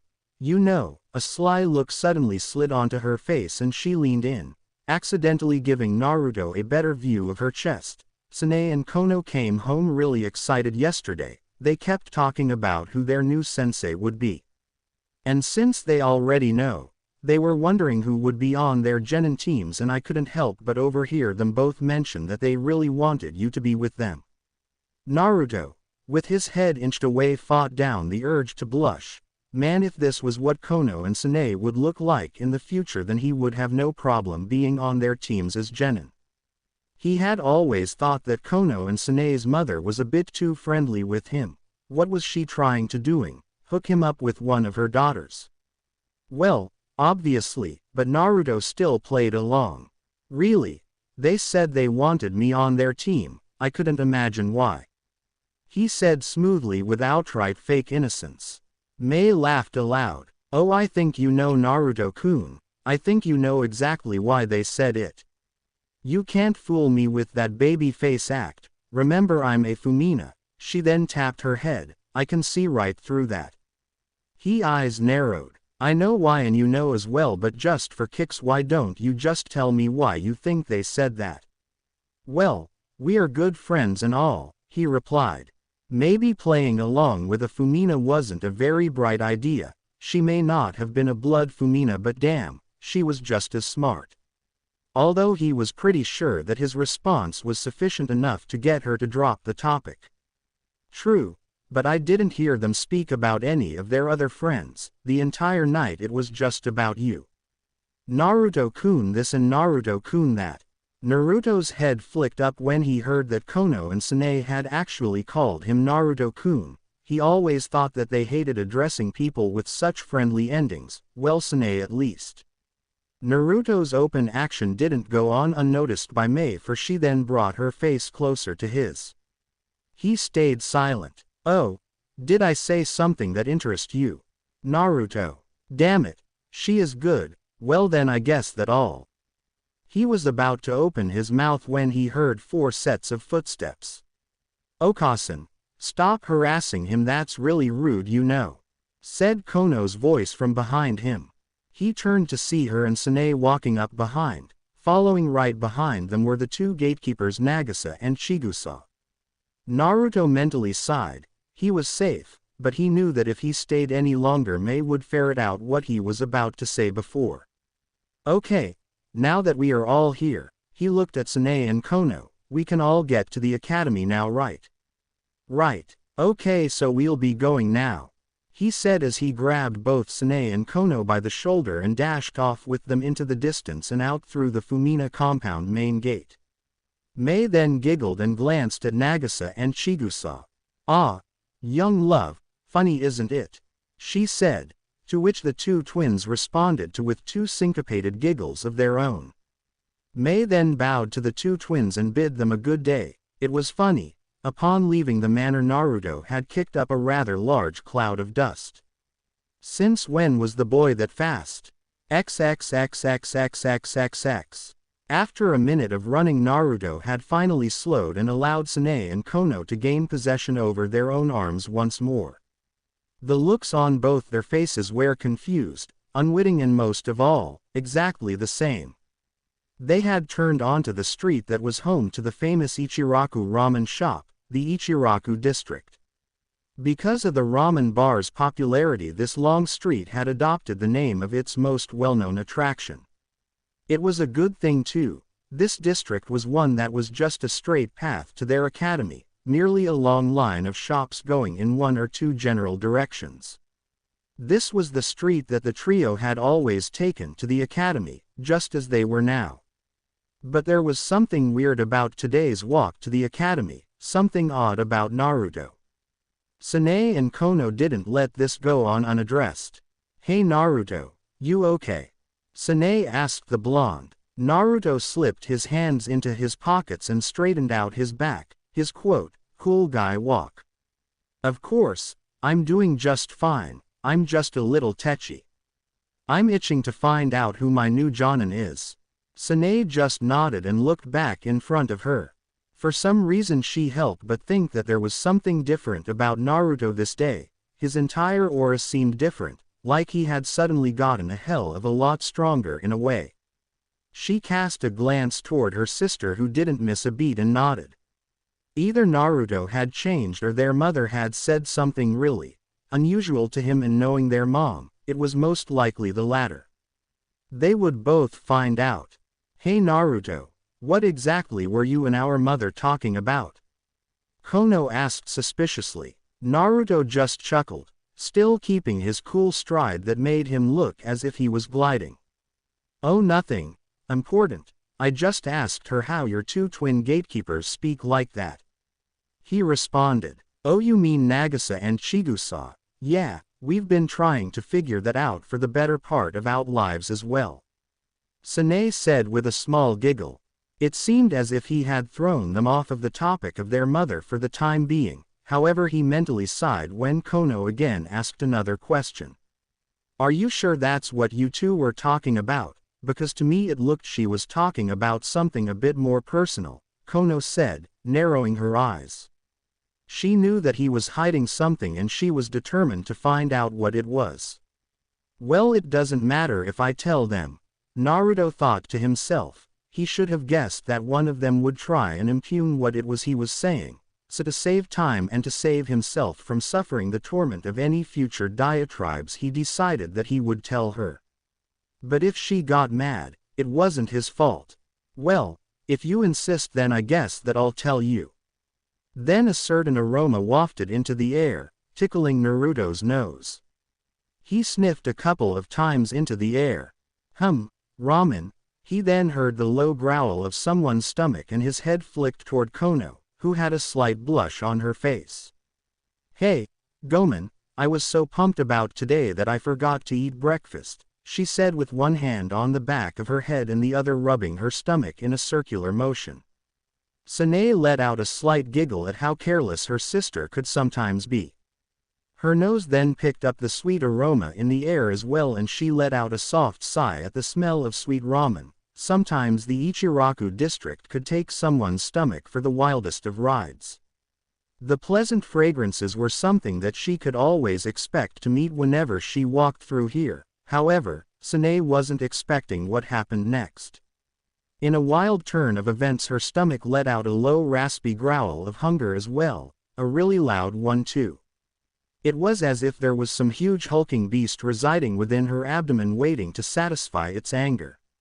Her face flushed and she let out a loud giggle, attracting a bit of unwanted attention from the villagers. "Haha. Well, I guess that I'm a little hungry. I almost forgot that I didn't have breakfast either," she said defensively. "Well, it's obvious that you two both didn't have any breakfast, and by the sounds of it you're both extremely hungry. I think the best thing for both of you would be some breakfast at Ichiraku's. I mean, while in Ramen District you might as well have something to fill you up," Naruto suggested while they walked, which both girls agreed to with a unified nod. The two Fuminas then stopped and allowed their noses to point them in the general direction of the Ichiraku ramen bar. As they turned and began to walk the other way, they stopped and turned back to Naruto. "You're not coming," Kono said. Naruto just shook his head and kept on walking. He threw his hand up and yelled back at them. "No way. I've got other things to do besides watch you two eat. I'll see you at the academy." He then continued down the street, leaving the two sisters to stand in each other's company. On the walk to Ichiraku's, the two sisters mostly stayed silent. They were thinking the same thing. However, neither would come out and say anything. They let their thoughts swim around in their heads all the way to the ramen bar where they sat down next to each other. You know he's hiding something, right? Kono said to her sister, who nodded. Due to their proximity of the food, the smell of ramen had grown stronger, causing Kono to lean on the counter, allowing her nose to be pleased by the captivating noodles. Yeah, I know, and it's probably something that our mother said to him. I just hope that what she said didn't have anything to do with us. Sanae replied. She then flicked some of her hair back behind her shoulder. Don't worry, we'll find out before today is over. All we have to do is find a way to annoy him long enough to get him to tell us. Ah, hello, if it isn't the Fumina sisters, and what will we be having? Said a gruff voice that caused both sisters to look in front of them.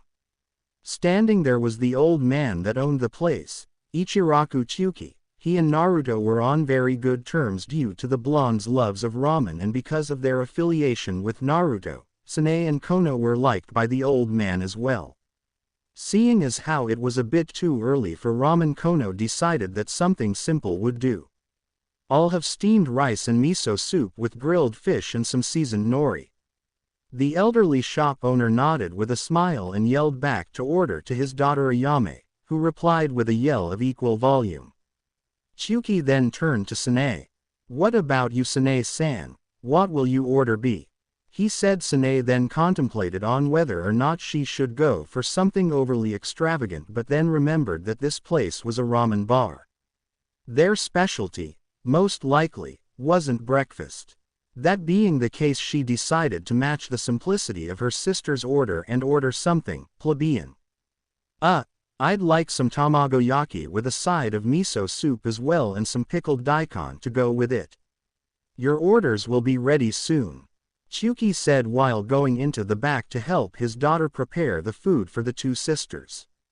Kono then watched the man until he was out of sight, and once he was, she turned to her sister again. Today, we'll find out what he's hiding, she said, to which Sanae agreed. Yeah, Sanae was cut off in mid-sentence by another low growl coming from her stomach. She gave a slight blush. Yeah, we'll get him after breakfast, Sanae said in a slightly embarrassed tone. Agreed, Kono said. XXXXXX, back with Naruto. Naruto had guessed that this was a good place to stop before he went to class. After all, if he was going to show off his power today, then this place would be essential. After he had separated from Sanae and Kono, instead of going straight to class, he drifted off to another part of the village. He found himself in an empty street that was lined with dozens of stores and weapon shops. This was one of the more unknown streets in the village, the one that nobody lived on. Naruto continued to walk down the desolate road until a certain shop caught his eye and he stopped. Primarily, the reason why no people lived here was mainly because this part of the village was in proximity to the Forest of Death. It was literally on the edge of Konoha. The villagers were too scared to live here. The rumors surrounding the forest certainly spread fast around the village, and because of that, this place was like a barren wasteland. But just because it wasn't occupied didn't mean that the stores got no business. In fact, out of all the shops in Konoha, these shops got the most business. There was only one reason for this district's financial success, and that reason was because this avenue was the district where the most of the highest-ranked ninja in the village shopped. This avenue was in fact the Anbu district. This was the place where mostly only Anbu and a few select jonin lived and shopped for weapons and supplies. Because it was on the outer edges, it was ideal for the Anbu members who were constantly patrolling the perimeter of the village.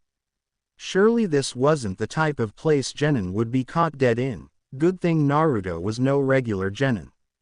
After his brief pause in front of the store, he read the name on the dusty wall above the entrance to the shop. His lips then silently mouthed out the words, "Gekani Clothing Shop." His eyebrow curled. What a mysterious name, he said aloud. However, despite its name, he still just shrugged it off and walked inside. Hey, excuse me, but he stopped when he stepped inside. You could have said that he was overtaken by all the extravagant merchandise in the shop, however that wasn't the case. He was stopped by one thing and one thing only: the numerous glares that were aimed at him the instant he walked inside. Inside were numerous ninja, all of which were made up of Anbu and high-ranking jonin, most of which were either staring at him or off observing some sturdy piece of clothing. Despite the people in the way, Naruto had noticed that the shop was rather spacious, although one could not tell when looking from the outside. Naruto looked around left and right until he finally spotted and walked up to the cashier's counter. The cashier himself was a large burly bald man wearing a stained brown tank top. He couldn't see his pants for they were hidden behind the long wooden counter. What he could see though was the man's upper lip curling with was most likely disgust. His small beady brown eyes were aimed directly at Naruto's own blue eyes. By the way he folded his heavily muscled arms and stuck out his rather large belly, Naruto took it as an attempt to intimidate him. "Hey, kid, just what the hell are you doing here?" he asked in a demanding tone. Although Naruto thought that his ostentatiously loud voice was a bit annoying, he decided to answer him back. "Is it not obvious, Baka? I'm here to buy me something new to wear." Upon being called an idiot, a wide vein popped up on the burnished head of who Naruto thought was the shop owner. Naruto smiled inwardly. If he had drawn such a reaction from this man, then it wouldn't be hard to get what he wanted without a fight. Well, maybe not. The large man slammed his hand on the top of the counter. "Hey, listen here, runt. I'm not in the mood right now to play games. What's a genin like you doing here in this part of the village? You shouldn't even possess the whereabouts of this place." Naruto noticed that where the man's hand had struck the wooden counter, the wood itself was horribly cracked. Naruto was neither stupid nor unobservant, and because of that Naruto could tell right away that this man was no shinobi, however he was outrageously strong. "Well, I'm here and I possess the whereabouts of this shop, so therefore it should be obvious that I am no normal genin, Baka." Naruto's voice carried a bit of hostility which further pissed the large man off. Strangely, none of the other jonin and Anbu seemed to care about what was occurring at the counter. Did this happen a lot? Because it sure seemed like it. No matter though, if a fight were to spark up, Naruto knew that he would be able to take this guy, plus this was the best place possible to display his power. What better place to show off what he could do than a place where all the strongest nin gathered? Plus I have this. Naruto then pulled out the black scroll that Saito had given him. "I got the directions from this thing here." The man's eyes widened. It turned out that the scroll that Saito had given him was actually a map of Konoha, and not just any map. It was a map from an Anbu's vantage point. Therefore it showed you the location of many of the shops and hidden training grounds used by Anbu in the village. "Okay, short stuff. Say what you have to say before I lose my cool," he said. Unfortunately for Naruto, his height was always a topic of ridicule, and what exacerbated the current situation was that his head was barely a mere foot above the unnecessarily high counter. That being the case, only Naruto's neck could be seen.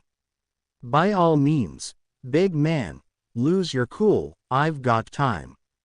Listen here, I haven't killed you yet only because you're a child, but if you don't show some respect then I'll just have to make you. Besides, what makes you think that I'll give you of all people my service?" That comment caused Naruto to raise a brow. "What do you mean, me of all people?"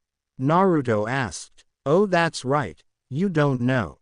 I would tell you, but I'm afraid I'd get killed if I did," he said with a smile on his face. "Oh, that's what you mean, man, that's old news. See, but the thing is, you can't speak of it, but I can, and trust me, I know what's in me. I am very much aware." That comment drew the attention of the many Anbu occupying the shop. "Now I have a special order to place in for you. I want something better fitting than this old jumpsuit here, take it or else." Naruto spat his last words out with a bit of venom, and judging by the man's personality this should have been enough to lure him into a fight. "You little runt, I'll kill you," he yelled out. "Just come and try," Naruto said with a smirk. The man hopped onto the counter, producing a loud thud. Now that his lower body was within full view, his brown pants could be seen in all their dusty glory as he prepared to launch himself at Naruto. Ah, finally a chance to show his power in front of some ninja who actually mattered in the village. As Naruto readied himself and tightened his fist, he heard a voice. "Yuru, stop this at once." The voice cut through the air like a kunai, completely drawing the attention of everyone in the store. The air was heavy and everything was silent. Damn it, now who the hell would try to stop me from kicking this guy's? Naruto thought to himself, already annoyed. He noticed that the large man had a scared expression on his face. He looked past him and saw a tall and slender brown-eyed elderly man with long gray hair that hung to his back. He was wearing a purple shirt which was tucked into a black hakama. "Yuru, attacking customers is unacceptable, and you know it. Now get back behind the counter and let me handle things here." "Sorry boss, it won't happen again," Yuru stammered out. He then slipped down behind the counter and glared at Naruto, who reciprocated his glare with a glare of his own. However, his focus was broken when he heard that old man's voice one more. "I must apologize on Yuru's behalf, he gets like that from time to time," he said while giving him a courteous bow. Naruto saw that Yuru himself was having a tough time trying to hold back his anger and chuckled. "No need to apologize, after all I was part of reason for the fight almost occurring," Naruto responded. "Still, it is my obligation as this store owner to take responsibility for employees." Naruto's eyes widened a bit. "Oh, so you're the store owner. I knew it was too nice to be run by a guy like him," Naruto said while pointing a thumb at Yuru, who just growled at the boy. The old man then chuckled at Yuru's reaction. "Yes, that is correct, I am the owner. My name is Konoha Gekani. Note that all names are backwards, so his first name is Gekani. Uzumaki Naruto. Pleased to meet you," Naruto said, but then noticed Gekani looking him up and down. "Is there a problem?" Naruto asked. "No, I was just wondering how a genin found out about this place, that's all," he said. "Trust me, I'm stronger than I look," Naruto replied, "but cutting to the chase, I need to make a special order for a custom piece of clothing." When Gekani motioned for him to follow, Naruto complied and allowed himself to be allowed into a room in the back of the store, but not before giving Yuru the finger. The large man then gritted his teeth as he watched the boy fade away into the back room.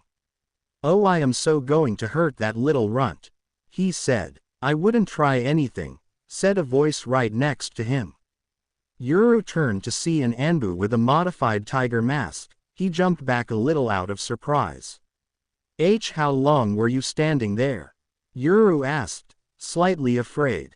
"That doesn't matter, but anyway, I just wanted to tell you not to try anything with that kid. He's more powerful than you can imagine, and by the looks of it he'll get stronger. So you better show him some respect because he's going to be coming here a lot more, that's for sure. And don't think that you can surprise him either. Any plans that you have right now for fighting him should be abandoned, for your sake anyway." Yuru then looked at door where Naruto had walked through with Gekani.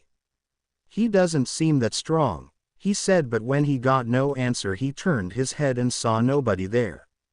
He hated it when Anbu members did that to him.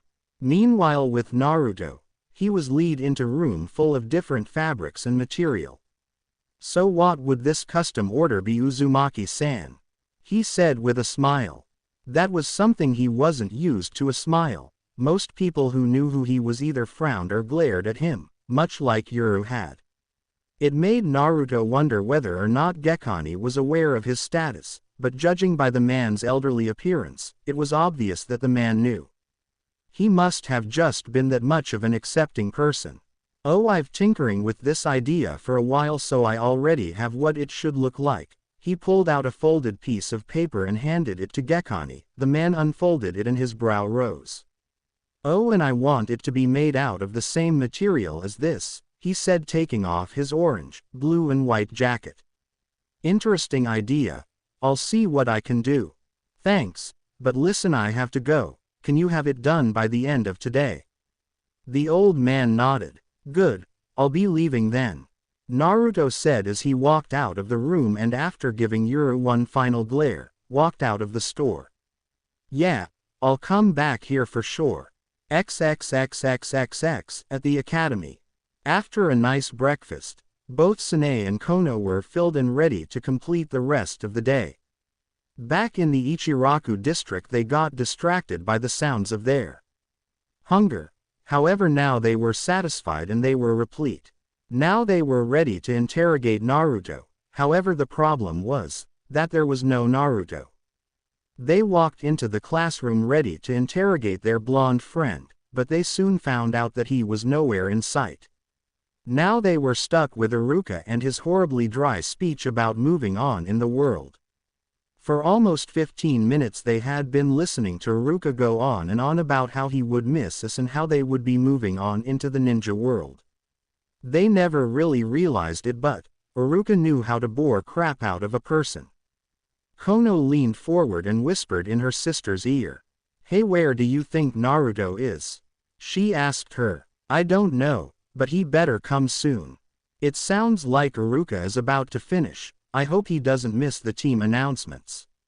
Sanae said. So in conclusion, what I'm trying to say is that I'm very proud of all of you, and that I am very proud to announce which genin teams will be assigned to which jonin. Iruka's voice cut through their conversation, causing both sisters to lock their eyes on the man. All right, without further ado, Iruka began, but his voice was cut off this time by a loud bang coming from the entrance to the classroom. Everyone turned their heads to see Naruto standing at the door. However, there was something missing, specifically a particular piece of clothing. Naruto stood at the door wearing a black t-shirt with an orange swirl on the back instead of his normal orange and blue jacket. Oh, glad that you could join us, Mr. Uzumaki. You're about 15 minutes late, but you're lucky. I was just about to announce the teams. Hurry up and take your seat. Naruto just sighed and slammed the door shut, and walked toward his seat near Sanae and Kono. Along the way he heard a multitude of whispers, mainly coming from the female portion of the class. He wasn't complaining though. It felt good to get complimented every once in a while. Most people didn't notice it underneath that heavy jacket of his, but he actually had an extremely muscled body. Underneath that padded fabric he was a brick house. And given how small his shirt was, his well-toned body could practically be seen from a mile away. The thin material did nothing but accentuate his body structure, and apparently that was a good thing, judging by the positive reaction of the girls in the class. My bad for being late, Iruka-sensei. I had some things to take care of. Naruto said cool as he took his seat. Well, that's okay seeing as how you all are getting new senseis. Iruka said with a smile as Naruto threw a smile back at him. He turned and flashed a smile toward Kono and Sanae. He noticed that their faces were an unusual hot red. Funny he didn't remember their faces this sanguine in the morning. His mind quickly came onto the conclusion that they were blushing and that it was due to his outrageously tight shirt. Then remembered what their mother had mentioned to him earlier in the morning, which caused him to smile to himself. It was time to have a little fun. Hey, are you guys okay? Your faces look a little red, he whispered as he placed his palms on both their foreheads. At the touch of his hands they both squeaked and flinched. I hope you guys aren't getting sick or something. It would if you girls both caught a fever, wouldn't it? Both girls just slowly nodded with their mouths open while staring directly at Naruto. Well, I hope it's nothing serious, he said as he turned fully around and faced Iruka. That should keep them occupied for a while, Naruto thought to himself. Meanwhile Sanae and Kono had no clue what just happened to them. Of course they knew what Naruto had done, but they didn't know why they reacted like that. Both girls were in a daze and everything else outside of their minds had been tuned out except for Naruto. Kono looked at Sanae and noticed that her sister's face was about as red as a tomato. Her own expression matched Sanae's as well, which was confusing. She had been closer to Naruto before today, but for some reason when he touched her head she felt something different about him, something powerful and seductive. She knew that there was something different about Naruto. She could tell by the way he walked and talked, but she never figured that she would like it this much. Her own reaction to the blonde's noticeable change in aura had surprised her, and she didn't doubt that her sister was feeling the same way. Since when did Naruto become so different? She thought to herself. There was no change in outward appearance, but for those who knew Naruto, it was apparent that he had made a definite inner transition. Kono made a quick glance at the back at Naruto's head but shuddered away, for she could just sense the power radiating off of him. Sanae, just like her sister, was in a state of inner confusion as well. It's strange, but when Naruto touched her, she felt her skin tingle. It was like some weird sensation running through her body, all hot and prickly, and it spread like wildfire. Unlike Kono, Sanae had first noticed Naruto's physical appearance, not his change in aura. She had never really noticed it, but underneath that bulky orange jumpsuit, Naruto was as solid as a rock. Wow, since when was Naruto so ripped? Blood rushed to her cheeks and she found herself staring at him, but quickly turned away in fear of somebody catching her. Now wasn't the time to be staring though. As to why she was even staring, Sanae didn't want to admit anything to herself. She needed to be focused and alert. Just then Iruka's voice drew her attention back toward the front of the classroom. Every now and then she glanced at Naruto and saw that he wasn't paying attention, instead he was looking out the window. Normally she would have scolded him and told him to pay attention, but due to very appealing circumstance next to her, Sanae wasn't so sure how her words would come out if she were to try and speak to him. It was better for her to stay silent. As you all know, you will all be assigned to new teams, and along with that new Jonin senseis. The teams will be composed of 3 members. I will now announce the names of each of those teams. As Iruka began announcing the teams, Naruto did well not paying attention. Normally he would have in a situation like this, but as of now he really didn't care who was on his team. As long as it was not a fangirl. He wouldn't even mind having Kono on Sanae on his team either, and apparently they really didn't mind having him for a teammate. No matter who was on his team, he would still get to use his power, so as of now he wasn't all that interested. Iruka went through many names, announcing the pairings and then going on to announce which Jonin they were assigned to. Some people were happy and others sad, some were gloomy and others mad, but to Naruto it did not matter. As long as he gets stuck with someone who wasn't completely incompetent, then he was alright. It had been 3 minutes and Iruka had gone through about 6 teams and was just about to announce the next team. Alright, Team 7, Haruno Sakura, Yu Uchiha Sasuke. The pink-haired girl let out a squeal of glee and flashed a victory sign to all of Sasuke's other suitors, letting them know that she had won. As I was saying, Haruno Sakura, Uchiha Sasuke and Inuzuka Kiba. Sakura then let out a low grumble upon hearing dog user's name. Your Jonin instructor will be Hatake Kakashi. Team 8, Hyuga Hinata, Aburame Shino and Uzumaki Naruto. Hinata's head instantly sprung up hearing the name of her blonde crush being mentioned along with hers. Naruto himself just glanced at her, making her look away. He then looked at Shino, to which the boy then looked back at him. The bug user's eyebrow shot up and hovered above his ever-present black sunglasses. Naruto looked away and shuddered. Man, that kid was weird. But whoever said that weird wasn't good? Naruto himself was weird, although he always labeled himself as unique. Guess one could say that Shino was odd, in some ways, but acceptable. Overall it was a decent team. They were a bit interesting and he wanted to see how well a Hyuga could collaborate with an Aburame. 2 diverging styles of combat meant that in order to make an efficient team they would have to work together like the gears in a clock, and that meant perfect synchronization. Your Jonin instructor will be Yuahi Kurenai. Seeing as how they're still as a Team 9, I'm going to skip onto the next team. Team 10, Yamanaka Ino, Nara Shikamaru, and Akamichi Choji, your Jonin will be Sarutobi Asuma. Then Iruka took one final look at the paper in his hand and scratched his head. Oh, it seems like we had an odd number of students graduate this year. There are still 2 left over. The Fumina sisters. While lucky, looks like you two will be paired together on Team 11 and your Jonin will be Mitarashi Anko. Naruto glanced back at the Fumina sisters. Both their expressions were downcast. Just by hearing the name Mitarashi Anko they had both been thrown into a lugubrious mood. Sorry guys, tough luck. He whispered to them and turned back.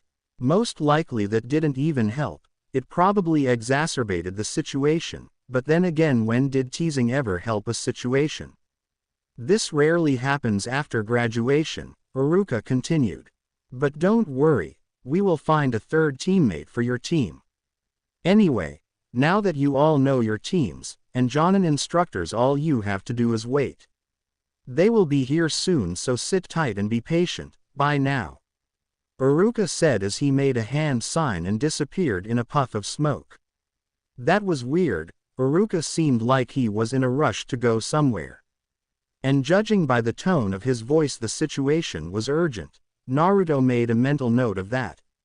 Also, he noticed that Mizuki was gone as well. The man hadn't even bothered to show up for class. Well, as of now it didn't matter that much to Naruto. He just wanted to meet his Jonin. If he remembered correctly, he was assigned to Yuahi Kurenai, the Genjutsu specialist, well, more like master. Once before, while going through private shinobi files in Oji-san's office, he had come across her file. From what he read, his instructor was extremely skilled in Genjutsu, and apparently possessed the knowledge of over 1,000 Genjutsu. She was the Hitaki Kakashi of optical illusions. In the future she would prove to be an entertaining sensei, although not as entertaining as the Hokage himself. After 30 minutes of silence between him, Kono and Sanae, mostly everyone else had been picked up by their Jonin instructors.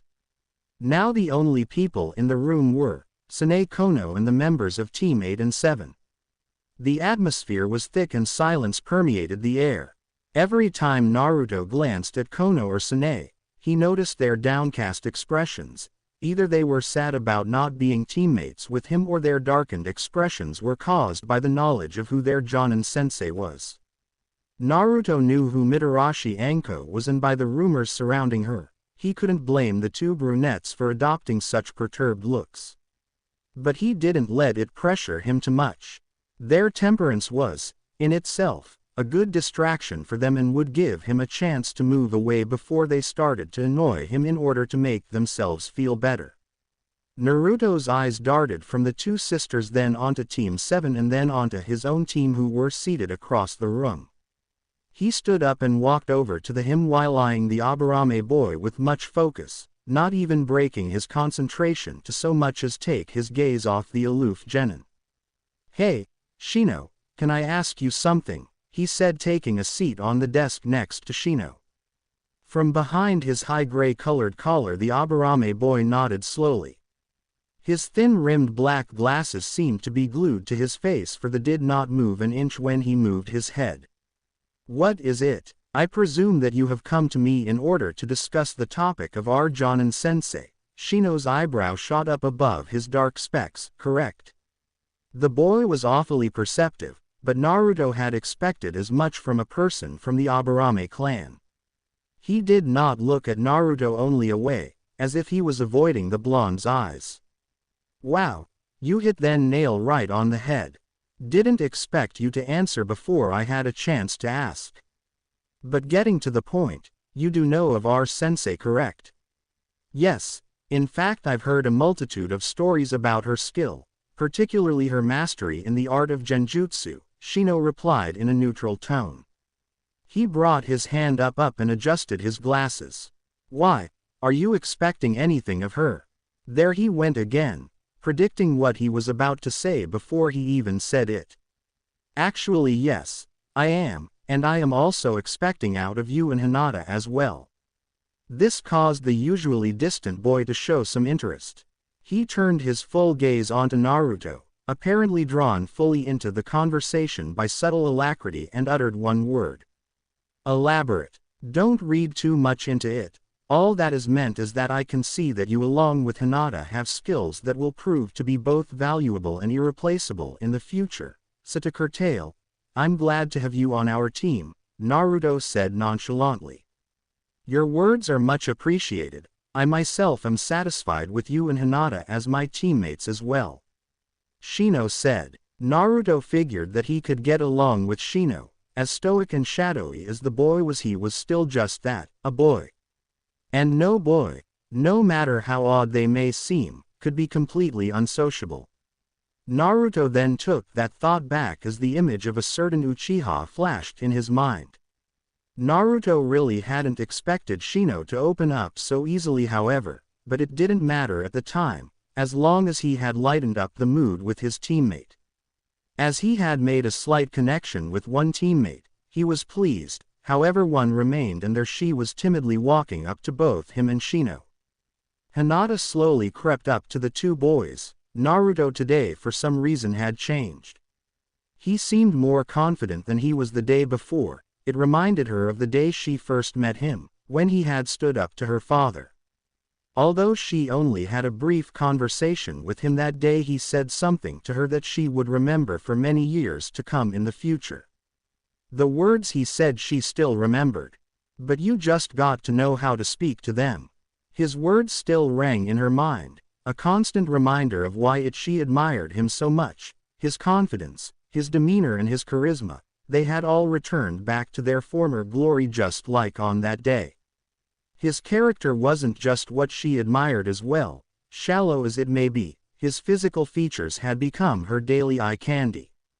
Most of the time she would stare at him for what seemed to her like hours, although it was only a period of time abundant in brevity. But her infatuation with Naruto was nothing whimsical. At times Hinata herself contemplated on whether or not her attraction to Naruto was just mere infatuation. To her it felt like more than some schoolgirl crush. It wasn't like the attraction that some of the females in her class had with Uchiha Sasuke. It was more than that. She just knew, and hopefully she hoped that one day Naruto too would one day feel the same way towards her. But until then, idle fraternization, she would have to settle for.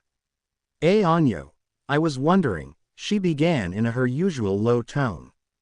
Her voice, however, was cut off by the dry grind of the door opening to reveal a black-haired woman standing in its rectangular frame.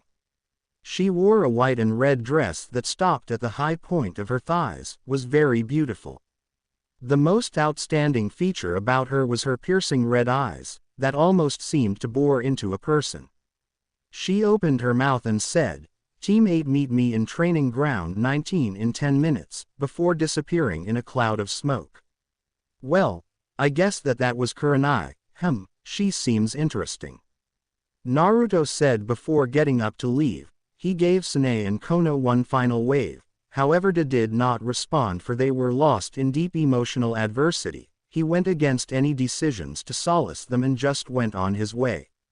Shino stood as well and walked out as well, with Hinata slowly following behind. "Indeed, she is an interesting one," the bug user said as he followed Naruto to the roof. XXXXXX on the training field. Kurenai didn't waste any time getting to the training field. Although she didn't show it in the class before, she was actually excited about getting herself a team. Given that she had never been assigned a team before, she felt as though she could handle this team correctly. It seemed to her that she had actually gotten lucky. But for now she would test them. She had purposely given them a period of 10 minutes to get to training ground 19. She knew that it would take more than just 10 minutes for a genin to get there, most likely closer to 20 minutes. She just wanted to assess their speed before she got started. Underneath a large tree, she sat, enjoying the brief moment of peace before her team came here. The leaves loomed over her entire being, casting a cool shadow that, saved her from the heat of the sun. The feeling it brought flowed throughout her body, giving her otherwise dry skin a break, and it allowed her to think clearly. Who did she have? Let's see, there was that Aburame. His clan's techniques utilized bugs to their every advantage. Although a very distant clan in Konoha, their prowess was well noted throughout the village. Some ways recognized their power better than others. She had only gotten to see an Aburame in battle a handful of times, but what she saw when they did was always surprising and in some ways disturbing. He would prove to be a beneficial asset to her team. Then there was Hyuga Hinata, the daughter of the current Hyuga clan head, Hyuga Hiyashi, and next in line to take the position of leadership. Kurenai herself had interacted with her many times in the past. She was a timid little thing. She had much potential, and although she used her family's gentle fist style of fighting diffidently, she showed much promise. If only her self-esteem issue would stop getting in her way, she might actually be able to improve herself, but it wasn't her fault. Kurenai blamed her father for the way Hinata turned out. His coldness and harsh actions toward his daughter turned her into the shy girl she was now. She thought of herself as a failure, and what was worse was that her father agreed with her. The thought of it sickened her, and she knew that Hinata's confidence was something that she had to work on with the girl. Lastly, there was the Uzumaki, Kyuubi's jailer. She didn't know what to think of this boy actually. She was never one of those ignorant villagers who thought of Naruto as the Kyuubi himself. Never would she stoop to such a low mindset. But she couldn't help but feel that he was hiding something. Whether or not he even knew of the Kyuubi's existence was still unknown. He seemed strong. However, would he be able to work with the other two on his team? Many rumors surrounded the boy, some saying that he was hiding his true power and that he was a ruthless fighter. That one's a mystery, she said to herself. Which one's a mystery? Said a voice. Kurenai's eyes widened when she looked up and saw Naruto standing upside down on a branch. He had a jaunty expression plastered on his face. For a moment the wind blew and Kurenai said nothing. Well, he said, raising a brow. Kurenai just sat surprised. There should have been no way that he could have gotten there so quickly. She herself had gotten there in little under 2 minutes, so for him to get there and approach her without her noticing was unnatural for a child his age. Why you? How did you get here so fast? She asked. That doesn't matter right now. I have someone who's here and wants to speak to you. Who could possibly? She cut herself off when she noticed an Anbu with a slightly modified tiger mask walk from behind the tree. What the hell is this? She asked. Kurenai-sensei. This is Yuji Saito, my future Anbu captain. Kurenai almost stopped thinking for a moment. The fact that he just Anbu meant that he was stronger than he let on, most maybe even stronger than she was. The concept of being weaker than a genin was a bit surprising. In fact, it was mind-boggling. There should have been no way that this boy could possibly attain Anbu rank. Still, Kurenai sat and said nothing, dumbfounded by what might actually be reality. I had expected a reaction like that. There should still be more than 15 minutes before everyone else gets here. So you should use the time wisely and listen to Saito here has to say. Kurenai just nodded with her lower lip hanging off like she was an idiot. Saito then took over from there, promptly informing Kurenai of Naruto's situation and how he was to become an Anbu by next year. He told her of how Naruto would be training with them a lot in order to gain some experience before he was fully placed in his squad. The entire time Kurenai was silent, looking from away from Saito only to glance at Naruto, who had taken to cleaning out his ears. After he finished speaking, Kurenai only nodded. Well, I'm glad that you understand your student's position. I guess that I'm done here. He then glanced up at Naruto, and I'll be expecting you afterward. Yeah, Naruto said, not even bothering to look at his captain, completely focused on excavating the cave that he called his ear. With that, Saito bowed and walked behind the tree. When Kurenai looked to see if he was still there, her eyes widened, for he was gone. How do they do that? Naruto said, finishing her question for her. Yeah, I'm still trying to figure that one out for myself. Kurenai eyed the boy carefully. It was true, she had gotten lucky. Who would have thought on her first genin team she would have a genin stronger than herself, but that only led to her feeling a bit off edge and insecure about her own ability. Naruto, she said. Yeah, what is it, Kurenai-sensei? He replied. It was a surprise that he still addressed her as his sensei, since he clearly outranked her when it came to skill. However, she swallowed whatever injured pride that may have attempted to show its head and asked him a question. What is it that you did to get so strong? Oh, that, it wasn't really just me, I got some help from our Hokage. That shocked Kurenai. And what do you mean by that? I mean, I was trained by him. Now Kurenai was intrigued. If he was brought under the eye of the Hokage, then who knows what type of techniques he had hidden in those rather tight sleeves of his. She would have to make sure to tell him to get some different clothing, if not then he had better be prepared to run from a couple dozen girls every day. Since I was 7 years old he trained me, taught me everything I know. And yet I still don't know how the Anbu do that vanishing thing. Interesting. Well, you can tell me more later, because I think that your teammates have finally arrived and a bit earlier than I expected. XXXXXXX. Shino was tired to say the least.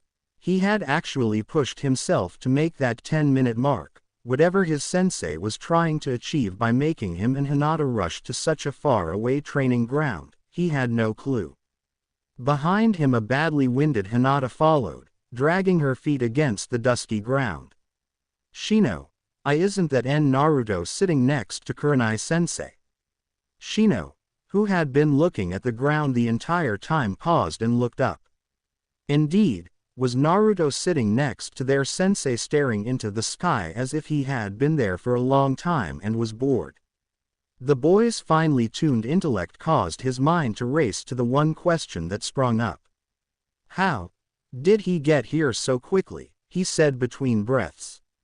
I don't know, he must be really fast, Hinata muttered. As the both of them approached the large tree, Kurenai motioned for them to come over. Well, you two look tired. Did you have a hard time getting here? Kurenai asked. A small but noticeable vein popped up on Shino's head. Hardly, I would just rather take my time. Kurenai then giggled. Oh, then why are you breathing so hard? I'd rather not speak about it, Shino said as he hid away beneath his large collar. Naruto let out a loud chuckle and Hinata herself suppressed a chuckle, although it was rather hard to laugh when you were as tired as she was. As Kurenai looked her team up and down, she smiled warmly. It seems as if she had gotten really lucky this first time. A Hyuga, an Aburame, and the ever-present mystery that was her most interesting pupil, Uzumaki Naruto. Yep, she had gotten really lucky.